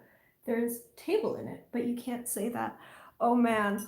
So, um, my mom is Brazilian. My mom's a lot of things, but she was born in Brazil. I have cousins in Brazil. And so we would go to Brazil pretty frequently when I was growing up, like every few years. And, you know, my cousins all took English classes. That was the thing to do if you were, you know, upper middle class Brazilian. You take English classes. It's important. It's a world language. And, you know, my cousins always wanted, my cousins and my aunts always wanted to bring us out to their, like to show and tell, like, here's my Canadian cousin. So I went to a lot of English classes in Brazil.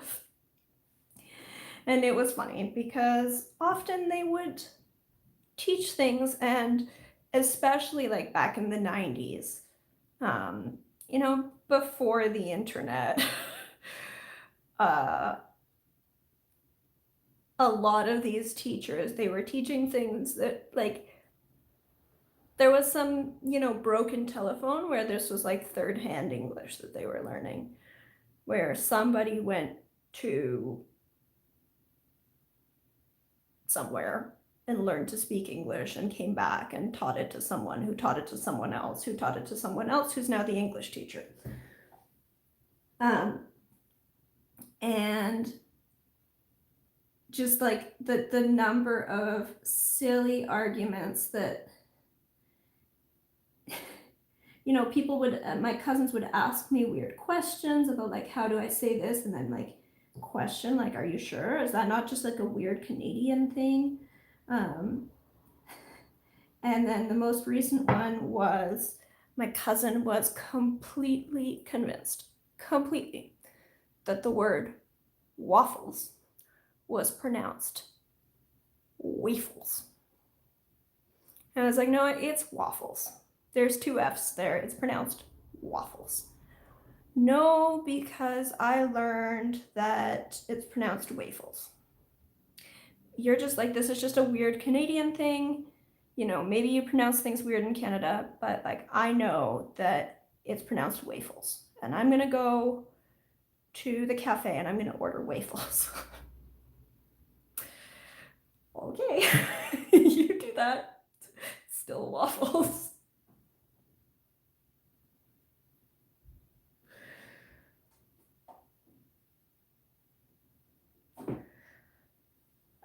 Yeah.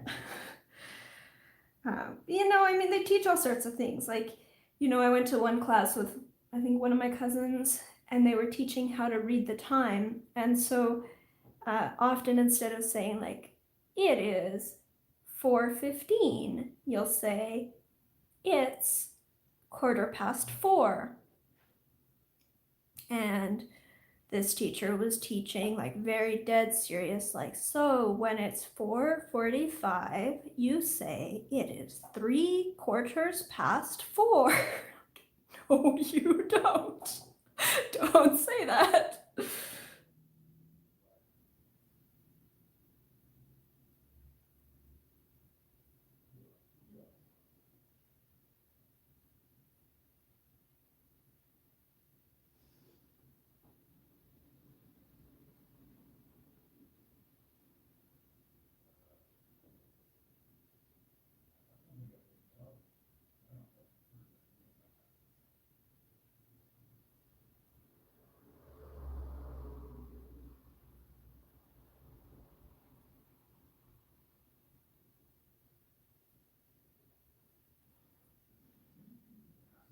Right, so 4:15 is correct. But if it's like, if it's 4:45, you would say 4:45, not 4:75.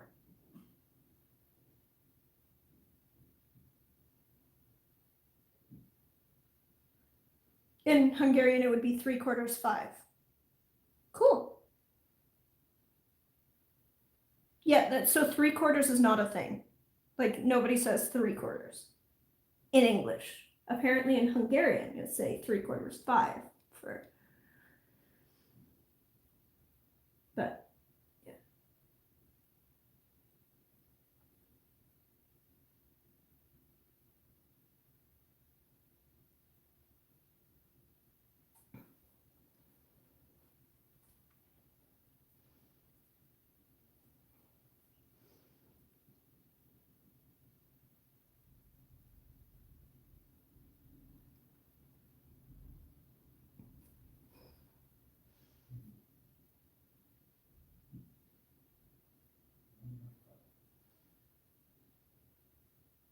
So 4:45 is like 4:15 is totally correct. And 4:45 is correct. But 4:75 is not something that would be said. Like, it would be understood. Like, if somebody said, oh, it's 4:75, I would understand that they mean 4:45. But it's just not, like, that's like making me do math in my head. It's not a thing that people say.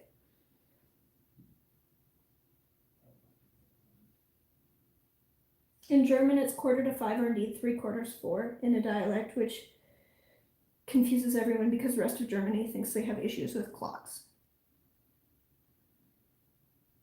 Right. Like, I think that's the thing in English. It would just be like,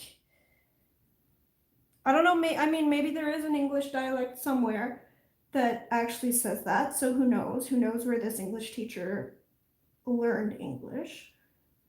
But in every version of English I've ever heard, it's not. Yeah, you would say 4:45, or you would say 4:45, but you would not say 4:75.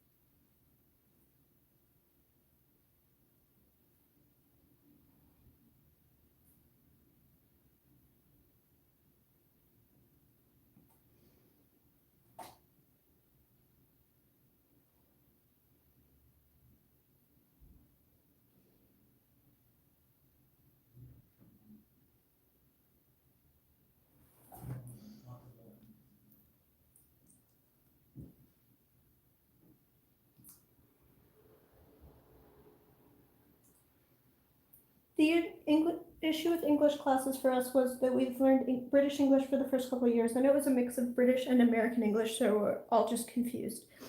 Yeah, I think that that's also an issue with like English classes in Brazil was, it was just sort of random, like who this English teacher is. I mean, to be honest, that's an issue with like any language class. Certainly,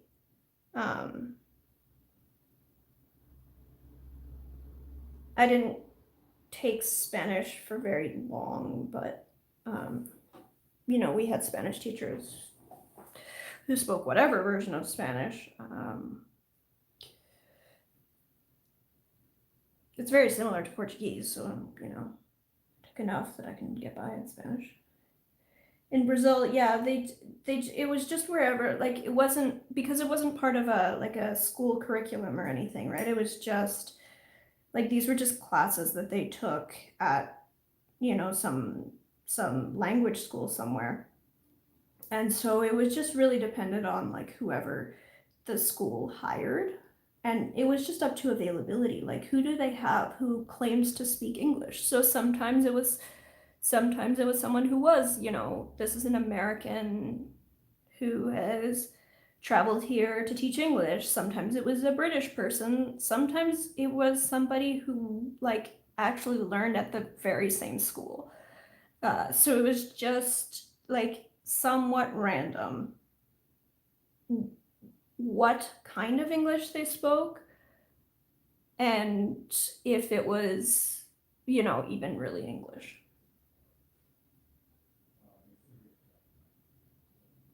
In Finland, it is always British English, and American English was considered a mistake, at least when I was in school.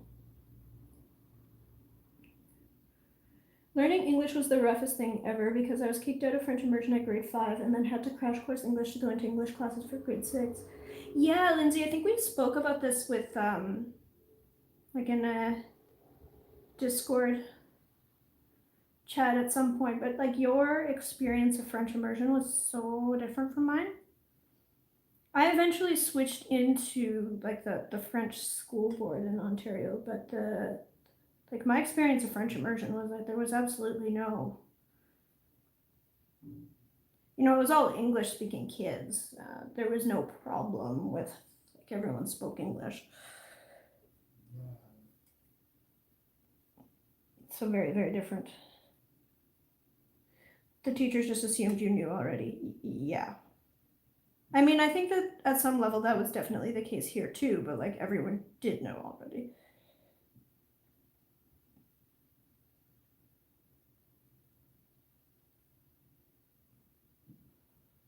Then I switched into the French system and like the French school board, and then, you know, even more so. We took university, like pre-university, high school, only like class that was taught in English, everything else was in French.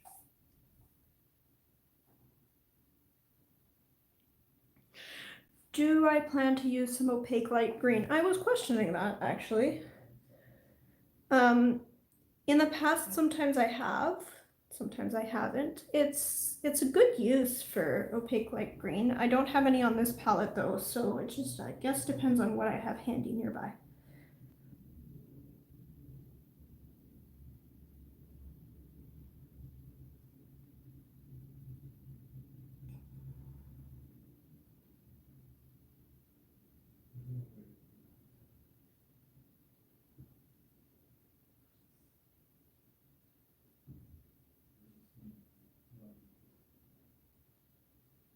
I often say which is 5 to quarter to 40 minutes in. Whoa, boy. Yeah, that's complicated, Sam.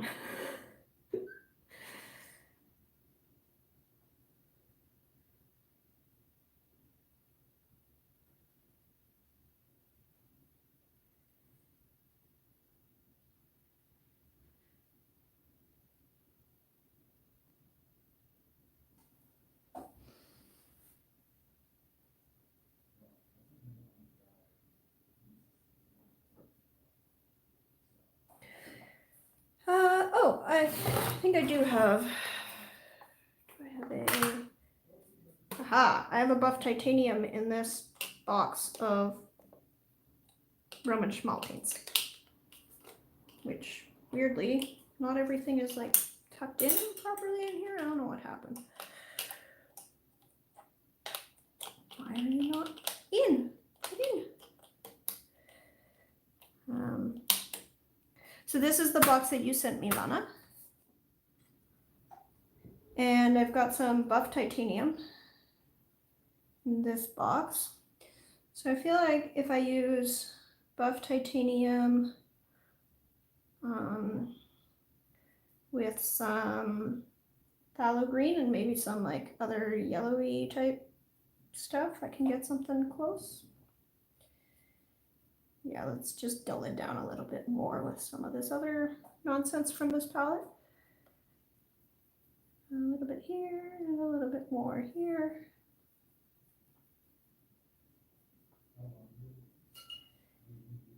That'll do.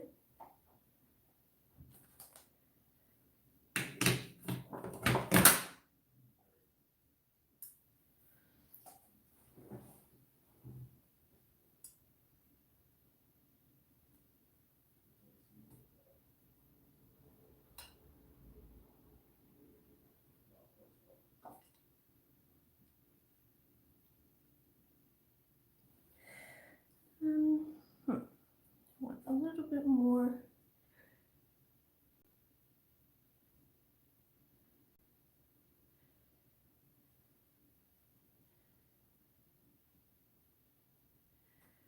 Maybe a bit more of the titanium and a little bit more of this orangey tone here.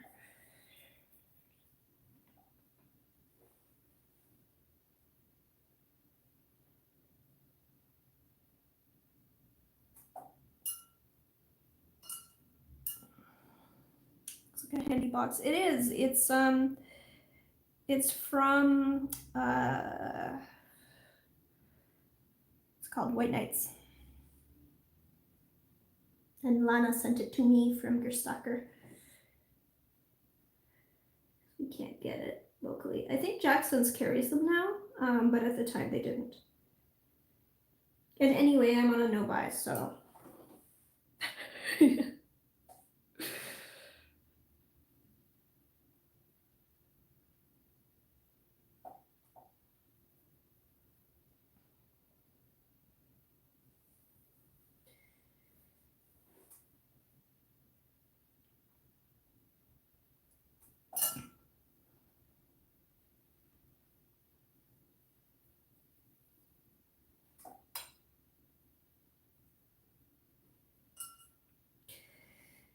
Yeah, this isn't working quite as.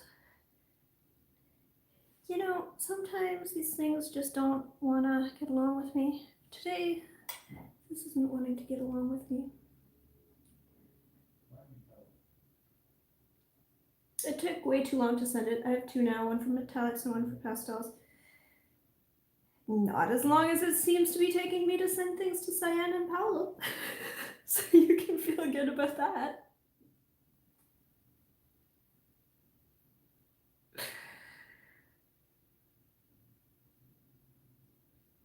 It was a bit weird getting Easter things like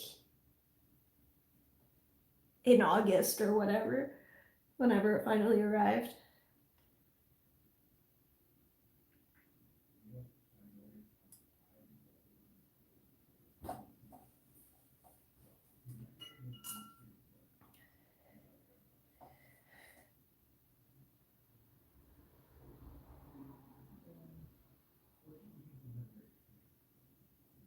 Because the first time you tried to send it, I think, I don't know, there was some issue where they said that Canada Post was not accepting packages, which is weird. This is the second time I've heard that from someone, like in another country where their postal service says Canada's not accepting packages, and both times I checked in and Canada Post says, no, we're accepting packages from everywhere. Like, oh, well, okay. You should maybe, like, somebody should alert the other postal services of this, because they seem to think otherwise.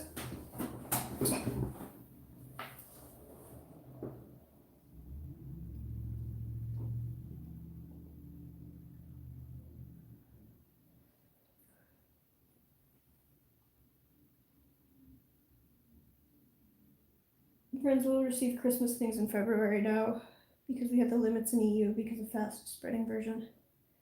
Branch looks so good. Thank you. I am not so sold on how it looks, but I'm glad you like it. Not just Corona, Ginger Snaps mailed me something, and FedEx took it upon themselves to leave the package in their truck for 2 weeks. Yeah. K-pop is my oxygen says, I don't know, Canada Post is still backed up according to my shipping emails from Best Buy. I'm sorry to hear that. I hope that whatever you bought from Best Buy wasn't urgent.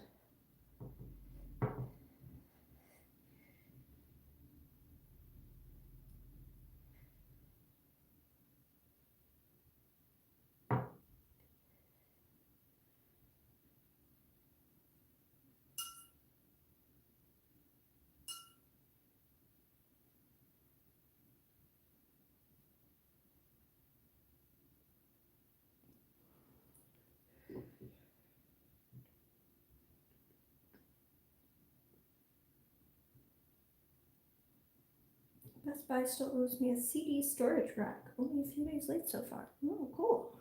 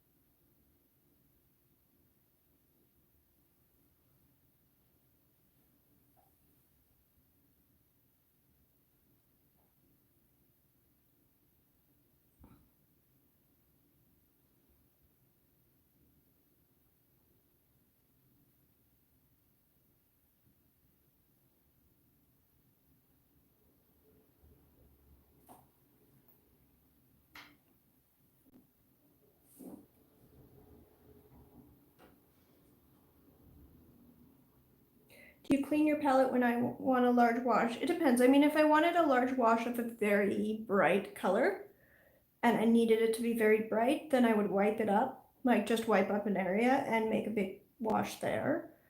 A lot of the time I either want something that's a little bit muted anyway, or I'm going to be adding enough paint that it doesn't matter.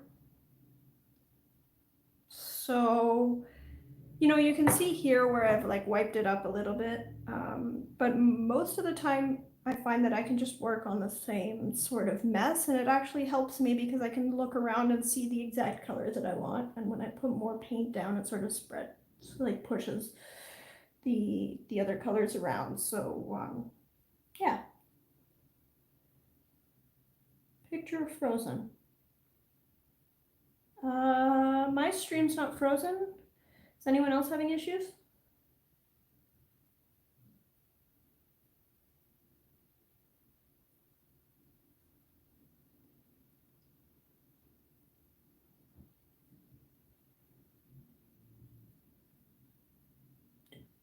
Yep, I can still see everything. Move my hand.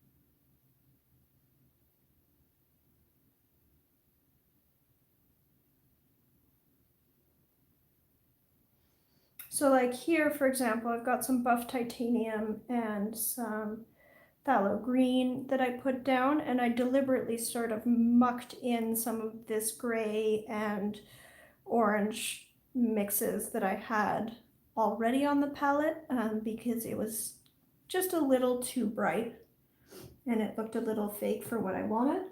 So often just the small amount of paint on the palette actually helps to bring out the color that I want. And I just use whatever's there rather than trying to match an exact color. Yeah, I mean, if I wanted like a bright blue or something, and I had all of this mess here, then I just wipe up an area.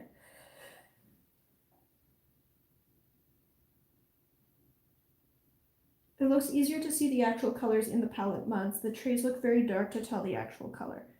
Yeah, I mean, this is part of what's nice about mixing on flat ceramic is I can use it like, you know how if you're a digital artist, you can have a color picker tool where you have, you know, a color wheel and you just pick exactly the color that you want.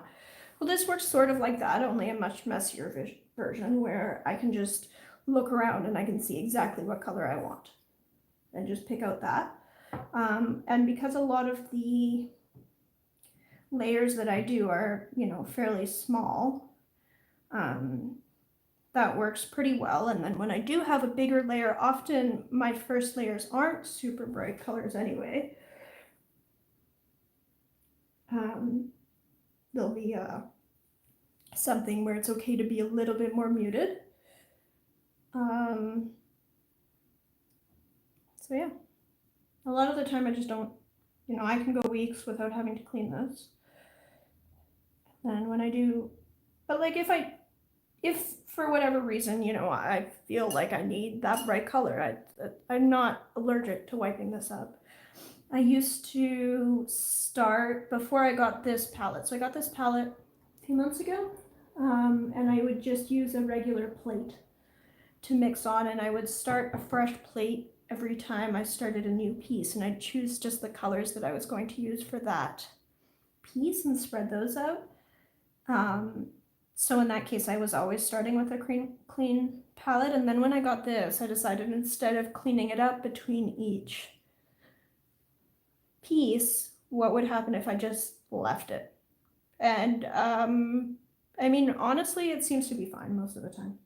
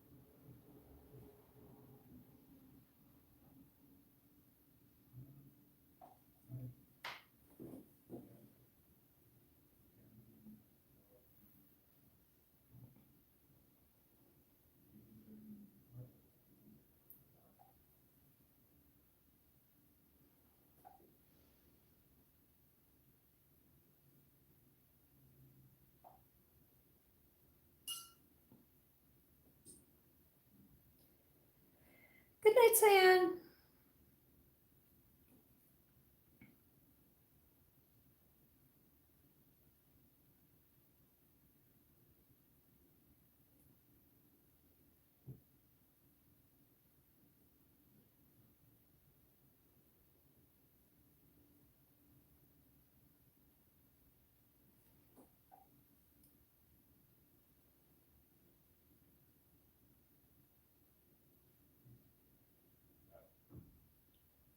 Hopefully I'll catch your stream on Sunday.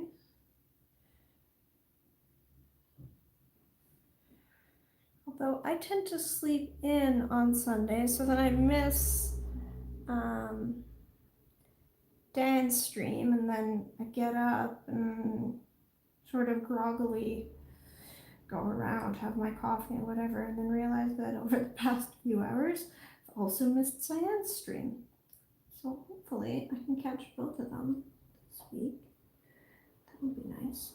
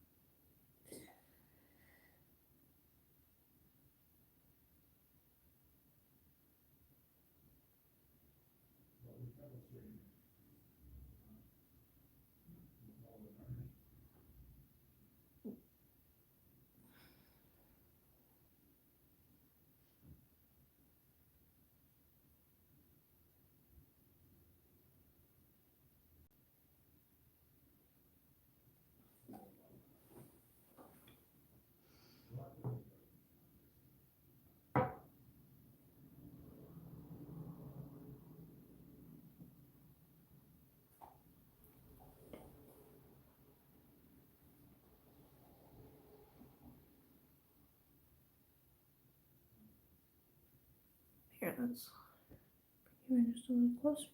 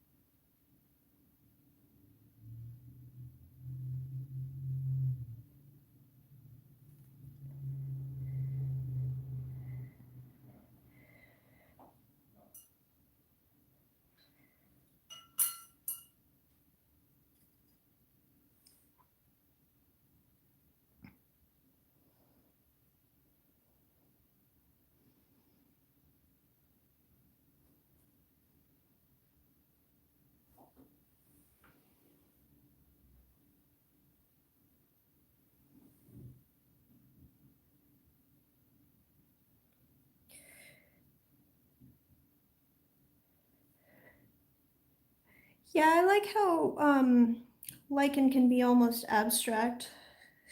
Even when I paint it in a more detailed way, a lot of the edge detail, as long as you have the same, like the right pattern of shapes, you don't have to be too obsessed about exactly where on the branch your different colors are. They will, you can still get the idea across while still being pretty loose. I find it really nice to get into a flow state, just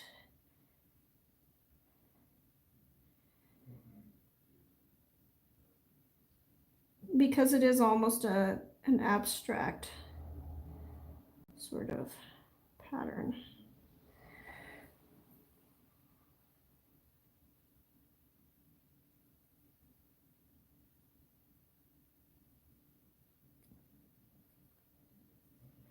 Nailed this lichen color too. Thank you. It's always nice to come back a little later and see the development of the painting. Oh, cool. I'm glad you're enjoying it.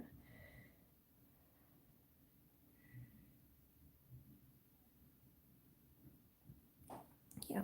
And then I'm just going to go back in with a pen and add a little bit more of the detail, especially because I've used an opaque color. Sometimes it's nice to just add a little bit more definition in places. Get a little bit more of the shadows in.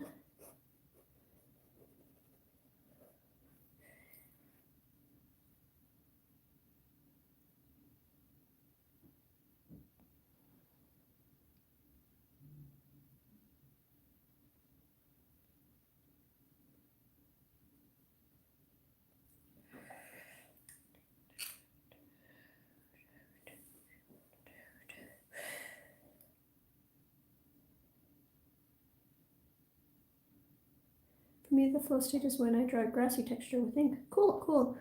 Paulo says, I'm going now as I need to interact with the other humans in the house. Good night, Paulo. See you tomorrow, probably.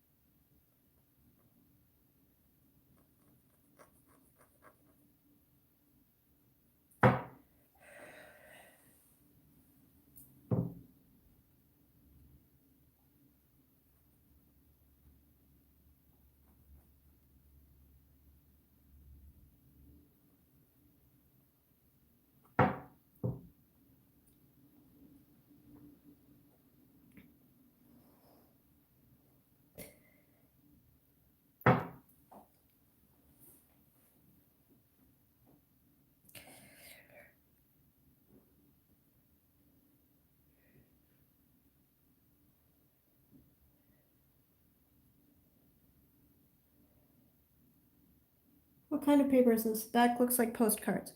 Yeah, so this is a Clairefontaine watercolor sketchbook. It's 100% cotton, and it does come with postcards at the back, this particular model. They had 3 different sizes, and each one came with something different at the back. So one of them had postcards, one of them had, I think, little like artist trading cards, and the last one had, I don't know, some other kind of paper. Never seen this. Yeah, so like the weird thing is the only place I've ever seen this sketchbook, Ev found it at Dessert, which is a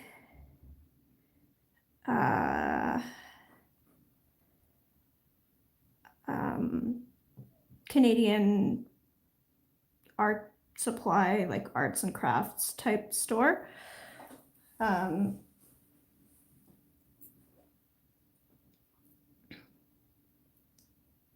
Which is weird because like a lot of things don't really show up in Canada until long after they're everywhere else. But I don't think I've seen this anywhere else. I've pointed it out to me. So it's a hot press watercolor sketchbook by Clairefontaine. And I've never seen it other than where I purchased it.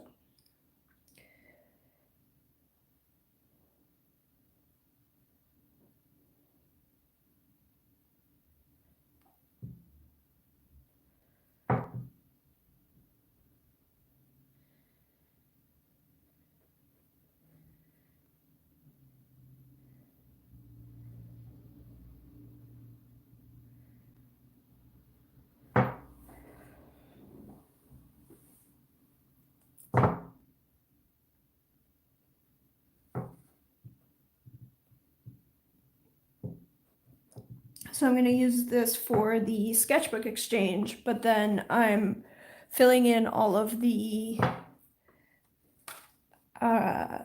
postcard sections, and then I guess I'll add a couple because I think there's only 8 and we have more than 8 participants, but then every sketchbook participant can take one of the postcards.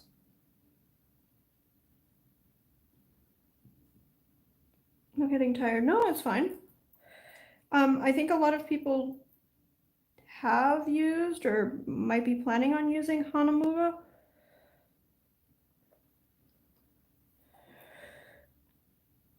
Papers, or sketchbooks rather. This one in particular is not though.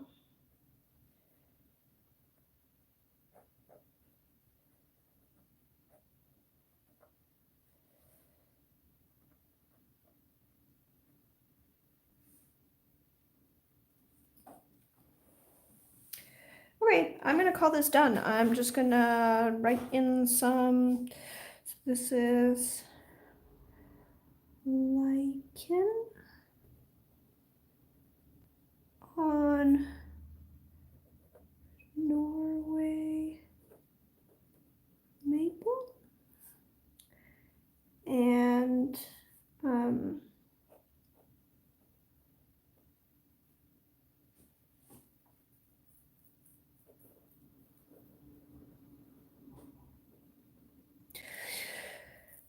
so Norway maple is Acer palmatum. I haven't found what the lichen species are yet. I'll add them if I do. So I think that's it for today.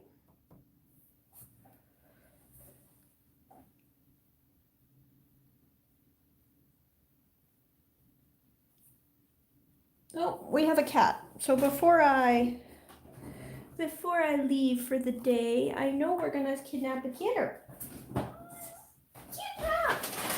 Kidnap! School. Yes, we're gonna pull the camera up. Wait!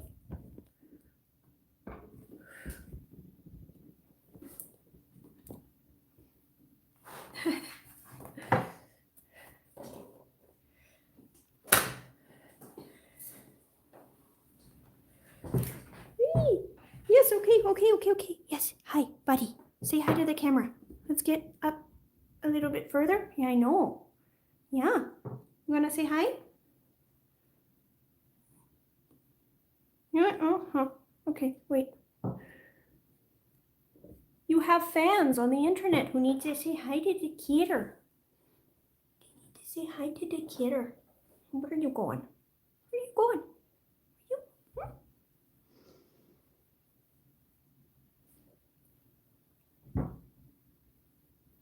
You gonna give some rumbles for the camera or just grunts? Oh, hi. Come on. Everyone loves your rumbles.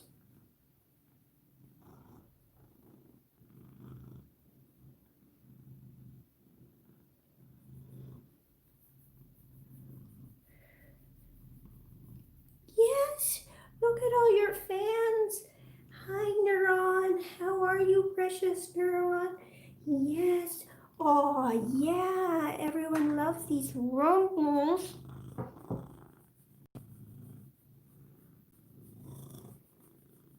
Yes, sit in my paint.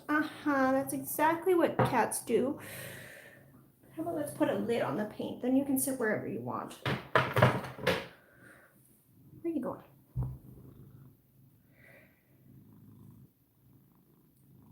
Oh, hi. Yeah, see? Everyone thinks you're very pretty. Mm-hmm. Mm-hmm.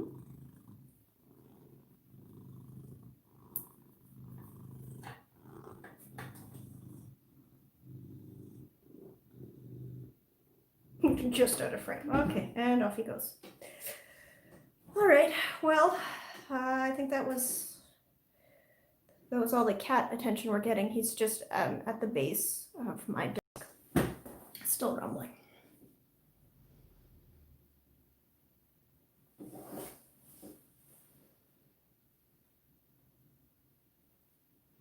All right, so I think that's it. I'll see you next week. Can you still hear him? Yes. Okay, bye. Let me just end this.